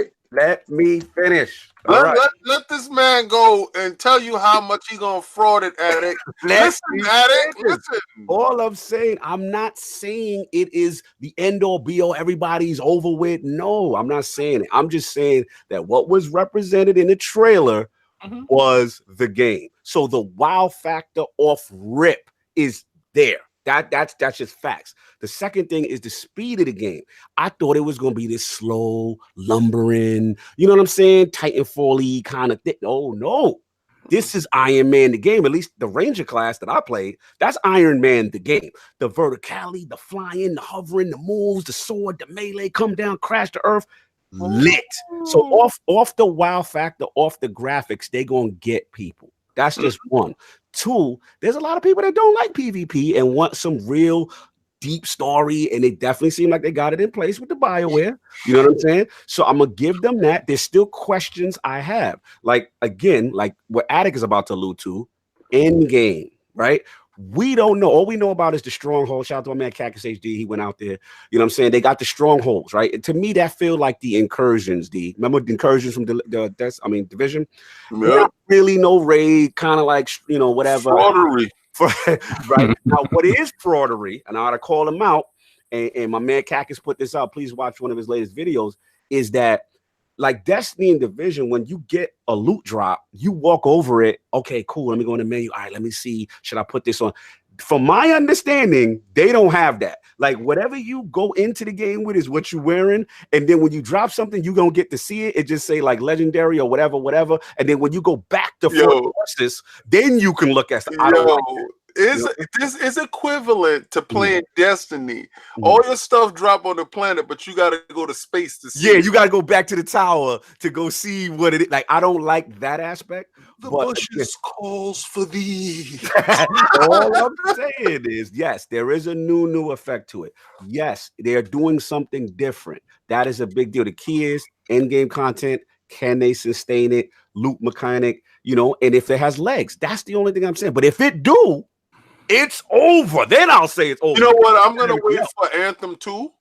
Oh my god! When they get the 8-player raids and they actually get a system together, because right now they're getting their sea legs. So I'm gonna let you guys go out there and put your King, you know what I'm waiting on Anthem? What? When it goes in that vault. Yo, shout out to you. You're right. Disrespectful. See, Attic, I mean, you're gonna have a day when I pre-ordered, and I pre-ordered the expensive one, hoping for some extra XP. Frauding like he ain't playing it. I ain't paying him no mind. At the end of the day, like I said, we got that going on. And you listen, if y'all don't like it, like King said, y'all get the EA access. You get it comes with a free friend code. You give it out to 3 people. You squad up and you see. Somebody got at me in the chat and they said, "But what about the PlayStation people?" You don't get it. Yeah, I don't know. You don't have EA access. It's either EA access, or if you're on PC, then you do the Origin thing. But what you do is you get down and lay down, and you go buy yourself an Xbox. Oh my god! And you go get EA access because there's other stuff happening in the world. It's not isolated. So let me get. You gotta get. Let me get addicted on this, man. What are your feelings on both games thus far that you see with the latest updates? What, me? Yeah, you. I still ain't watched that. But when it comes to Anthem, the biggest thing that I need to see is I'm very cautious that they haven't came out at least saying they have a raid type activity in their game. And obviously I know that they got to be done, but they don't. Like I'm expecting one. But it's like I'm saying, it's like I'm with King. It's like you're being really quiet about your in game for some reason, like extremely quiet. In this game, it's not like this reveal it all before launch. Damn. Well, they got to say something. Like I do feel like with the Division didn't have a raid, and they got destroyed for it. I feel like they'd be stupid not to at least admit they have one. Like, at least some kind of... They did admit on the Game Informer stream, the lead dev did admit that there is an end game content. It's just that it's going to come soonish. They're not ready to talk about it. Aren't they revealing the end game like this week or next week or something like that? When the end game come out, then you can... That's what I was about to say. That's what I was about to say. We still don't know. We still got about a month that they can IGN first. They're doing on it on Anthem right now, so we could get it. Maybe IGN is the one that's supposed to reveal that. Addict, at the end of the story is gonna say the end. That's the end game, and at the end you go press up, ABB, down, down, left, right. I hope that they, I do like. I like raids, and I feel like if they really build off raids, because especially how their gameplay is, like they can make phenomenal raids. Right. It's just like I'm just scared. I have to see it. Like I got with the whole Division not having a raid. They clearly saw a raid support. They're like, we got 8 main raids. Like they see that support. Like PvP, they didn't come out there and they try to say, we got the dark zone. That's for you. Now, guess what? In the Division 2, we got 4v4s. Like they saw what was up. Like, I feel like when it comes to this genre, there's not enough room for 3. One of these is going to get pushed out regardless how good it is. And, it could be Destiny. Because Destiny is the old one. They only have expansions and they coming out with 2 brand new games. Right. Or it could be the Anthem, because Anthem's coming out with its first iteration and it doesn't have, that time frame to, they don't like this. Okay. They don't like this. Okay. Like, it could be either, or I don't think it's going to be the Division. I think the Division's going to be there to stay. I think it's on the Division. Shout out to anybody who has a PC. The PC version is not the console version. The PC version is its own beast. It has its own sliders. It has its own viewing sets. It has its own. actually the PC version from the ground up is made exclusively for the PC, not the console version. Not gonna have that problem. Yeah. But listen, I mean, I hear what you're saying. What do you feel? So you're more alongside that Division is going to be the one that survives, right? Addict? That's what you're saying? I just got to see when it comes to. We'll see what these IGN first. See if they, do a little bit more when it comes to showing the in-game content, because that's all I care about. Like, a lot of people make fun of Destiny players that say this sentence: "The game doesn't start till you beat the game," and people like to make fun of us for saying that, but these kind of games, you can't compare these to your average game. Like these kind of games, it really does start when the game ends. And I need to see what you have to do after that, because right now the Division's showing me more because they know that they got ridiculed for not showing more and for not having it. Yeah, let me jump in. Shout out to Johan Zell, ILP Combat. He said, not everybody likes space shooters. Division has more legs. I'm going to comment on Division. Here's the thing. It's been impressing me every single time I see it. And again, that's another one I did get a chance to play at E3. So it's like the thing that's impressing me, though, is the new PvP and Dark Zone got me really excited. Like to have 3 Dark Zone areas, you know what I'm saying? Like I call them small, medium, and large. Yeah, like they got the 2 sucker zones. I call them the sucker zones. Those are where that's where I'm gonna play. Exactly, that's where I'm gonna be at. That's where everybody is at an even gear level, weapon level. No one's gonna have these tremendous advantages. You know what I'm saying? And those are the ones where it's more about actually skill, and then you beat whoever you beat, then you get the gear out of there. You know what I'm saying? You call up the helicopter, whatever, you get out there. Then they got the one, well, they call it the Occupy Zone, but that's the one I'm calling the Gangster Zone. That's the one for the hardcore Division 1 players who have been grinding crazy, who got the crazy high level, the gear sets and all that. And if they want to go in there and they want to shack somebody, they can shack somebody. You know what I'm saying? Like so that's going to be for the true hardcore. And the fact that they rotate those 3 zones, that's kind of fire. Yeah, that sounds pretty awesome, though. That's hot. You know what I'm saying? See, I could get in these games if I could get a committed freaking team, dog. Shout out to question for Dog, but you get Division. I don't want to hear that. I don't want to hear that, kid. No, you be putting me on shit like Overwatch, man. No. I try to get you on Destiny all the time. Don't give me that nonsense. Don't come in here frauding like that. You know he's a fraud because he knows damn well all he has to do. His friends list is with equal players that are there. I met KidSmove in Destiny. Stop it, bro. Listen, so we got the Dark Zone going to revamp. Like King said, they had that first game to learn from. Every mistake they made, they listened to the community and said, okay, boom, y'all don't like the incursions joint? We got a raid now. 8-player raid. That's crazy to me. Yeah, who's doing that, though? Who's doing 8-player raids, though? But then again, King, we got to see the mechanics. This is where I agree with Ag, though. We got to. Is there matchmaking? I don't know. They haven't said if it's matchmaking. I hope not. They haven't said. They said the shout out to Slow Mo. Yeah, the time to kill was lowered. So all that beef that I had when I shoot the dude with the hoodie 80 times should be resolved now. You know what I'm saying? So they got that, and the big ace in the whole tool solve DLC is free. Yeah, that's a big deal. That hands down alone. Yeah, in these looter shooter games, DLC is key. Yeah.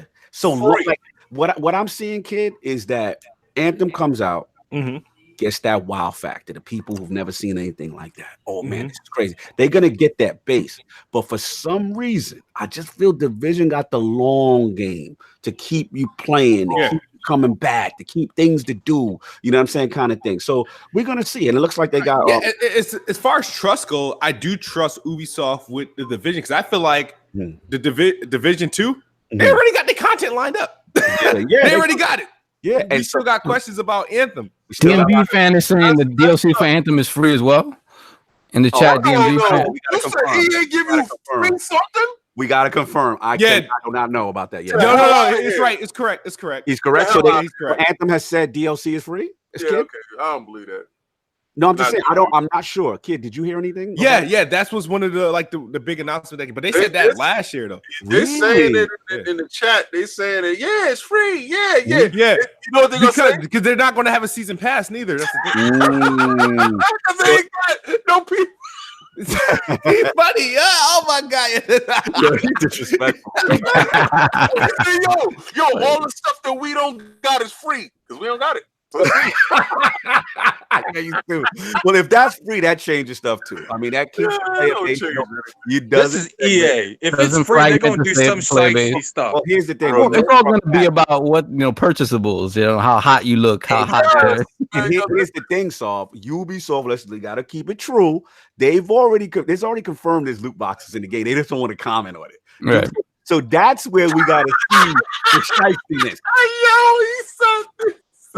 Loot the reason why you can't see your stuff on the planet, because when they got to divvy it up inside the car before you get back upstairs. Listen, man, it's gonna be a good battle. I think so. Like based on this week's information, I'm leaning towards Division 2. But if I flip flop every week, man, both of them look good. We got to see what's going on. Anybody else? My teammate L Boogie, yo, listen, L.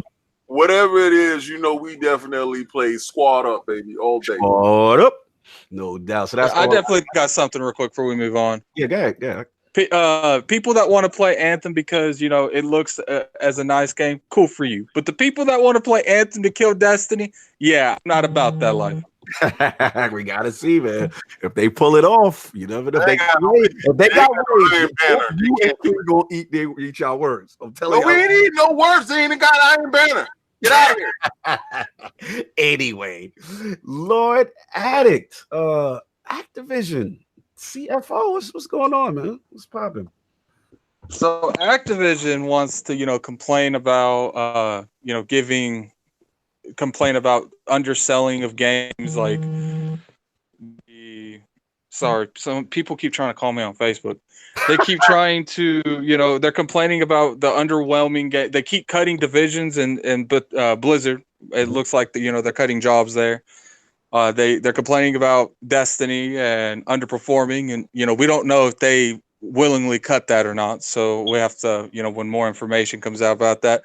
But what they are down for? Giving new CFOs or CFOs, one or the other. They're giving them a $15 million bonus just for signing that 9. And I feel like a company that's always saying games are underperforming, it's underperforming so much, but someone that just takes the job can, take what a marketing budget for a game could be. Yeah, Schreier was on top of it, man. He said, I wonder how the people at Blizzard who are worrying about layoffs and getting told to slash their budgets feel about this. So when he got the 15 milli signing bonus on top of it, damn, that's something, man. Kid, what you feel about this, bro? I missed the first part of the conversation. Yeah, it's okay. I'm talking about a dude getting paid $15 million. Yeah, just to take the job. Just to take the job. I'm in the wrong profession. That sounds like a cry for help. Yeah, that's exactly. It's like you're gonna have to pay me to take over this, this train wreck that I'm taking over. Like, listen, man, when you're in a position like that, that's what happens. Like, question: did this take place before or after the Bungie split? Oh, this is, I believe, looks like after January 13th. Looks like is when Schreier put it out. So we're gonna say the before split was. I'm gonna say the Activision split was around last week, the 17th. So it does feel before. It does feel slightly before. Like the timing seems almost the same week-ish, kind of. But I'm gonna say slightly before they brought do this. So I feel like, what if, like, I mean. Wait, when do you guys have like the details of like how that happened? Because I'm like, what if this, like, what if it's like, first Forza Execution, all right, let's split this whole, let's stop the partnership with Bungie. You know what I mean? Start making he's the reason. Immediate executive, like making executive decisions that like for instant return. I don't know, man, but that is crazy. Who else has done something like that? Do you know of any other publisher doing that? I know this is news to me. So but it speaks to the grave nature of the situation. You got to remember, this happened because their former CFO, basically they're firing him. They're firing him after the fact because he basically took the position at Netflix while he hadn't necessarily indicated he was looking to move forward, which is why they fired him. Now, if you think about it, somebody in that position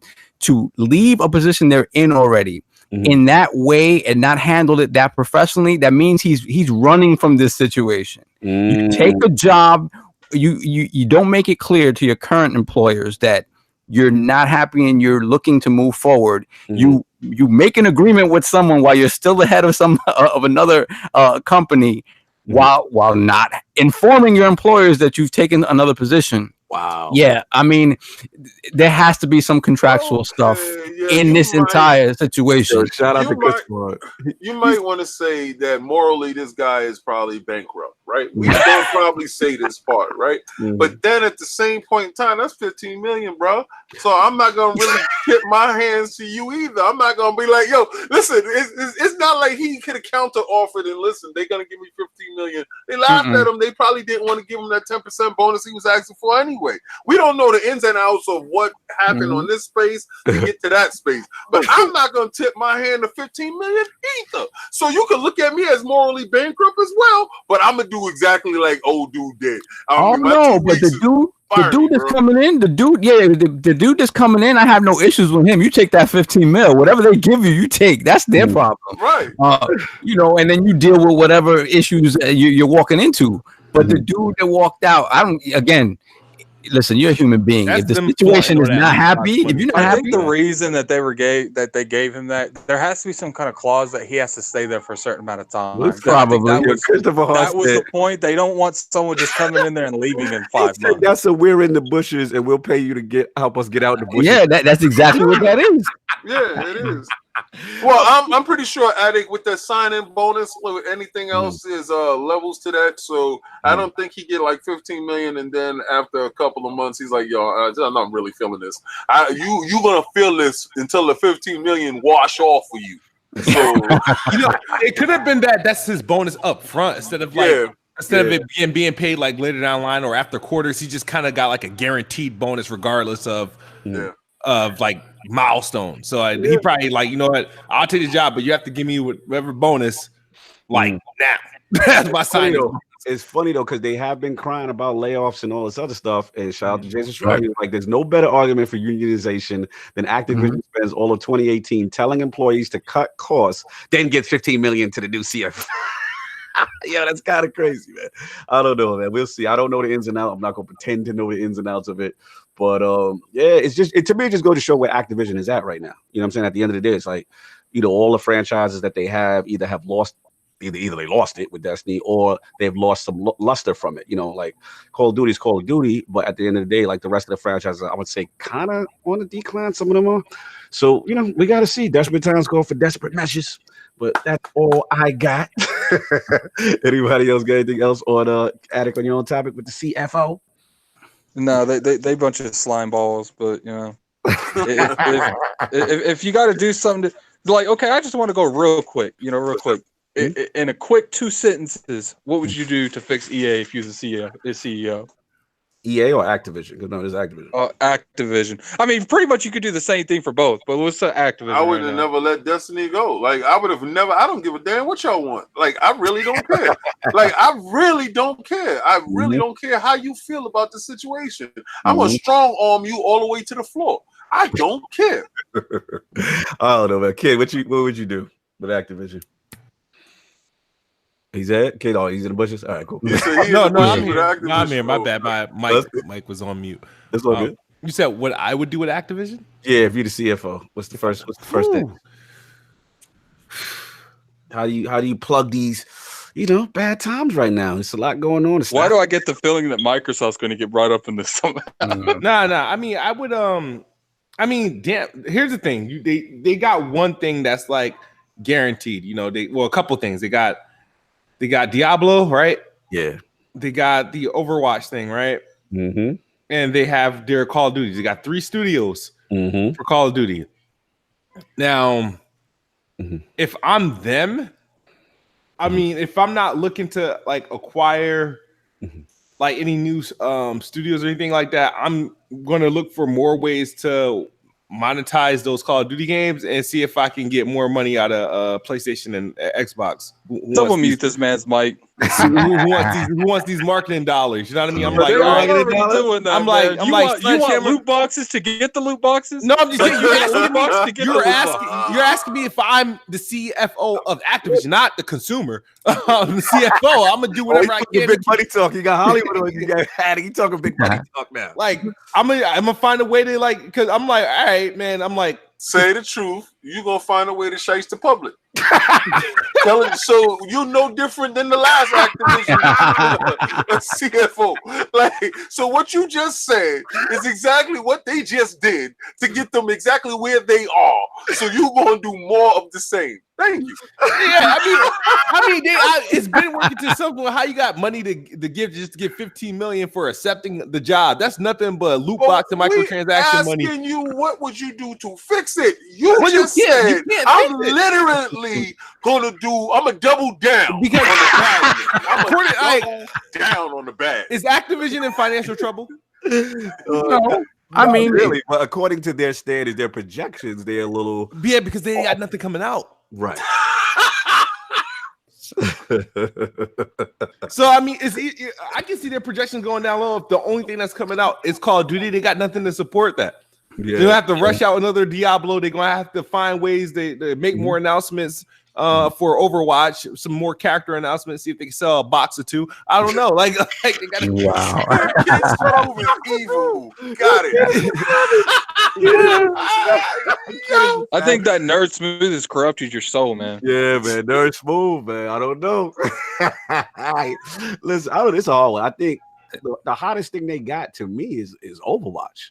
Like Overwatch is that wave. So, but didn't that thing lose its luster? Nah, now you got to start getting ready for Overwatch 2. It's dead. You know what I'm saying? You got to get. Well, I mean, it's cool, but it's still big though. Overwatch still big. I mean, they just got to get. It's all right, but it's not real. It's all right. Like, when yo, listen, don't front like that big 100,000-pound dude walked in a room from Epic and was like, "Excuse me, bro. Excuse me." But I'll tell you this though: if they make an announcement of an Overwatch 2, new can of paint, story, full featured, and all that, people gonna be hyped. That's a huge. The next Overwatch better have a story with all these damn character freaking identity crisis they keep putting out. We gotta find out about it. Lore Yeah. out of the game and all this. Like, if they really do that, they got something there. I think they got to get, to me, Call of Duty, they're gonna be fine with that. But I think they need, and Diablo, obviously, for the pipeline, that's a big one. I think they need, now that they lost Destiny, they need whatever's the new wave. Like, if there was another game, Anthem 2. Yeah, like that wasn't controlled, like how, like say Fortnite, they need their next big wave to kind of sign and lock in, because that's how they move, right? They kind of whatever's the hottest, they want to lock in, so they got to find what the new wave is and try to get that early. What you think, so? They need to break from Blizzard. They need. I've never seen two companies with more conflicting ideologies in bed together. It makes no sense. It makes no sense. A break. It is better for Activision and it's definitely better for Blizzard. And that way they can just refocus on themselves. Both companies can refocus on what makes them good. Because since Blizzard has gotten with them, just the way they've rolled out, their IP isn't great, and Activision has pretty much stopped making games besides Call of Duty. They haven't done anything else. Anything else that's of note with Activision is Blizzard stuff apart from Call of Duty. True. Like they walking away from that Warcraft money, that Overwatch. I don't think they walking away from I'm just saying what's best for them. What they're gonna do, that's another thing. Yeah, Activision not letting them go. I don't see. But that's the thing though. If the partnership continues as it is, they're killing Blizzard. They are killing Blizzard. Well, they're killing what makes Blizzard great. Once you didn't get a World of Warcraft on these current systems that can actually do it. Yep. I mean, it's not like these graphics is mind blowing. Those are like, I don't know how old those generation video cards are. They're like 10 generations behind.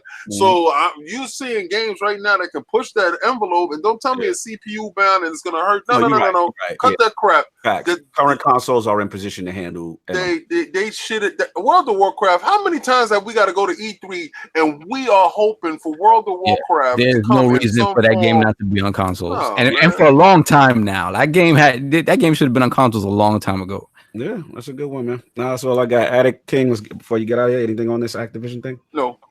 All right, Attic, you good? Yeah, I'm pretty good. Like the only thing I would probably do is, try to. I think they're done with the single player stuff. I do. I think for the most part they're done with that. Maybe because they don't even really have the studios to pop stuff out like that. Put more funding in Blizzard because I think right now that's their only real way to bring up the revenue is with Blizzard. Diablo I think is going to sell well. But at the end of the day, I don't know if they're going to try to go extra with microtransactions in Diablo, and that might get them bad feedback. Are you saying you think they're not going to have single player in Call of Duty this year, or just a solo single player game? They're not doing that anymore. I mean, I think they've confirmed that they're doing a single player next year, but I think when that game, because I don't think what they said was they're going to give you that Ghost Recon story. Oh yeah, that's right. Never mind. Remember Modern Warfare 2 remaster. They are KidSmove in it, doubling down. They doubling it down. I agree with King. I agree with King. They're going to do the very minimum possible, and they're going to get they didn't do a Call of Duty. They did the blackout mode, which probably they don't have to do too much to make that, because if you've ever played Blackout, it runs well, but it looks horrible.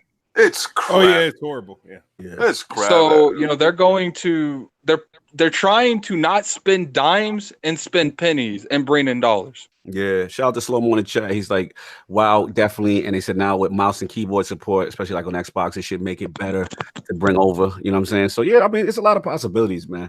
They got things they can do. So I'm not on some woe is Activision yet. You know what I'm saying? But anyway, that's what we got. Let's get to this poll, new ILP poll for the week. With the recent Mortal Kombat 11 reveal, how do you feel about the lack of information or gameplay footage regarding the Nintendo version? Bro, come on, man.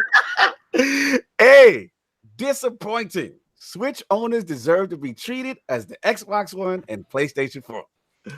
B, why ruin a good event with a slideshow of downgraded graphics? Or C, I don't care unless we get that Smash and Mortal Kombat crossover we deserve. That is the question. Nah, where's the next one, man? You gotta have the other one, or we should just throw it all in the bushes. Like, the hell out of here with that, man. Switch fans, Mortal Kombat, stand up. That is the question. Those other choices, please rock the ILP vote when it goes up on Twitter tomorrow. Lord KidSmove with the cameo. What is going on, sir? And how can 5 people find you? Oh man, you can find me on Twitter at KidSmove. Or if you like PlayStation stuff, at KidNerd or at Nerdboy Smooth on Twitter. Check out my YouTube. I've been back to regular video making. So thanks. But thanks for having me, guys. No doubt, man. What about that Planet Xbox, fam? When is Planet Xbox dropping? Planet Xbox, we're still on Wednesdays at sometime between 8 p.m. and 9 p.m. Eastern. So still Wednesday nights, is me, Addict, and team. Whenever he wants to show up. I know we got some stuff coming up that's going to hinder on his appearance. I know Kingdom Hearts is coming soon. Yeah, I heard you they let him go see the Brawley movie. I know. Dude, I didn't know he had to travel to go see that. I thought it was some Netflix stuff, and he's like, "Oh, I was going to actually go to the movie. Oh, I didn't know it was that big of a deal, but my bad." But he said, I didn't think the stuff that he wanted to do was that big of a deal. You are really, I think that Nerd Smooth is really affecting you. No doubt, man. Planet Xbox. No, I put in the chat. I was like, okay. How mad would you be on a scale from 1 to 10 if I didn't show up to Planet Xbox to go watch an anime Dragon Ball movie? And he just said, really? Question mark. I was like, okay, so 20 out of 10. Got you. No doubt. Shout out to the Broly movie that Addict did not see. My bad. I didn't realize it was that big of a deal. Oh, good, man. But shout out to Planet X, man. I love what you guys are doing. Shout out to Grind My Gears, my boy Meds, Merc. You know what I'm saying? The crew. Who I'm forgetting? I'm forgetting one person. That's the crew. Yeah, that's the crew right there. No doubt. The Addict, we lend y'all. No doubt. He said, you're on loan. He's like, this is like a soccer team. He on loan. Yeah, you're on loan. Yeah. You got the contract. Dual contract. Lord Addict, making it back from the snowstorm. Where can the fine people find you? What you got going on? Nothing. He has nothing going on. He said he's trying to get to that Broly movie, but Yeah, he's leave it at the. Yeah, that's what it is. He got the put the snow tires on by hand by himself. Oh, I was muted. Yeah, she was muted. Yeah, you can definitely find me not at the Broly movie. You can find me on Planet Xbox this Wednesday from 8:30 to 9 p.m. I know that's a huge window, but you're gonna have to work with us. And you can find me there. You don't find me there next week because Kingdom Hearts is out. I've already informed I will not be there. Nice. Kingdom Hearts. Salute to the winner. We gave our giveaway. Salute to them, no doubt. And you definitely appreciate the patience with my weather situation. No doubt. You already know. Shout out to KidSmove for saving us in the 11th hour on the 4th chair. That's what's up. No doubt. Lord Sarv, where can people find you? What you got going on, sir? Thank you to Smooth for coming through. Always a pleasure. And you can find me on Twitter, Lord Sarv ILP, PSN, Xbox Live at BX Sovereign. Next week we'll be talking about Resident Evil 2. Woo, big one, man. Yeah, absolutely. I am going to mysteriously get sick Thursday evening, and I will be, I'll be playing that game the way it's meant to be played. Midnight in the dark, lights out. Let's go. Your party chat will be open for that, so we can all join in. Shout out boss that listen to the whole podcast all the way to the end, so you know when he calls you and tells you that he can't show up, you make sure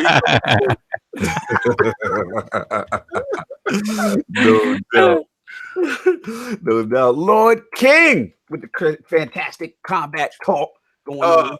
Yeah, listen, guys, I'm gonna give you an official combat talk later. I don't know what the hell was going on with the internet and all that. No, I do not have Comcast boss moves. Go away. He said you got Comcast internet. Yeah, they was all over me, and it was rightfully so. Like, I don't have my PC running all day, so when I do come down, I just turn it on for this, and I'm doing video editing or whatever I'm doing. Everybody, we are gonna make a great announcement soon. We're on the road to PAX right now. So we're all geared up and ready to go to get to PAX. And after we finish with PAX, then we're going to E3. But everybody that wants to link up with us at PAX, link up with us so we can start to collaborate. I want y'all all to start, unifying this thing. No, I'm going to be there. Facts. Probably an Xbox in the building. I think we might get an PX and an ILP collab like last year. This is what I'm talking about. I really mess with KidSmove. I really do, because the kid's energy is fantastic. His leadership as far as his podcast goes and stuff like that is evident, and he's trying to get out to these events and stuff like that to give his content, push that forward. That is necessary in our climate today. So please like, follow, and subscribe on his channel as well. Make sure you go there, because I'm telling you, he's infectious and it's fun. He's absolutely, man. It's a fun ride. Absolutely. Yeah, definitely. If you want to see PlayStation controllers being broke. Hey, shout out to the Lords, because we were there when the Lords were present. It happened in the house of the Lords when he broke. Remember that moment from PAX, man. And also one of my standouts was Code Vein. Everybody's playing. Shout out to my son. It's his birthday today. We got big things planned. Dante E. Johnson, little man, 8 years old. So he got the cake and all that, and we went clothes shopping yesterday. So you see the new threads, you know what I'm saying? The kid had to go shopping. So, but now he looking fresh there. Happy born day to the little king. You know what I'm saying? Happy for that. Featured around. That's what's up, man. Yeah, man. Yeah. He gonna have to fight me for that, though. He gonna have to fight me for that. He gonna have to fight you for the leadership. Yeah, he gonna have to fight me for that. Mufasa. AC said, great show. First time watching the podcast. Thank you, brother. Much appreciated. Man. Make sure you guys hit that like, subscribe, that notification gang, man. I'm going to speak to Kai Bot so we get the audio up later. You know what I'm saying? And also, you guys got to get in our Discord. Lords of Gaming Discord is lit. Please get in there. It's crazy. You know what I'm saying? Don't look for me. I'm muted. Yeah. Oh my God. Frauding in there. Y'all gotta really at me for me to see it. But see, people found out that I'm a fraud. So what they do is they at me and it pop on my phone. I'll be like, what the hell? And I go in, I'll be like, damn, they got me again. No, please check out King got that Combat Talk up there. You know what I'm saying? With that Pacquiao, all that good stuff. And of course, the last word, my brethren, Ebontis is up this week. We deep dive triple threat division and two guys, one show. Oh man, you're gonna stop that. Just stop that. But anyway, that's all I got. If anybody's got anything else, no. Everybody enjoy these playoff games. Enjoy your Sunday. We'll catch you next week. Let's go. Two guys, one Yeti. Peace. Two guys, one.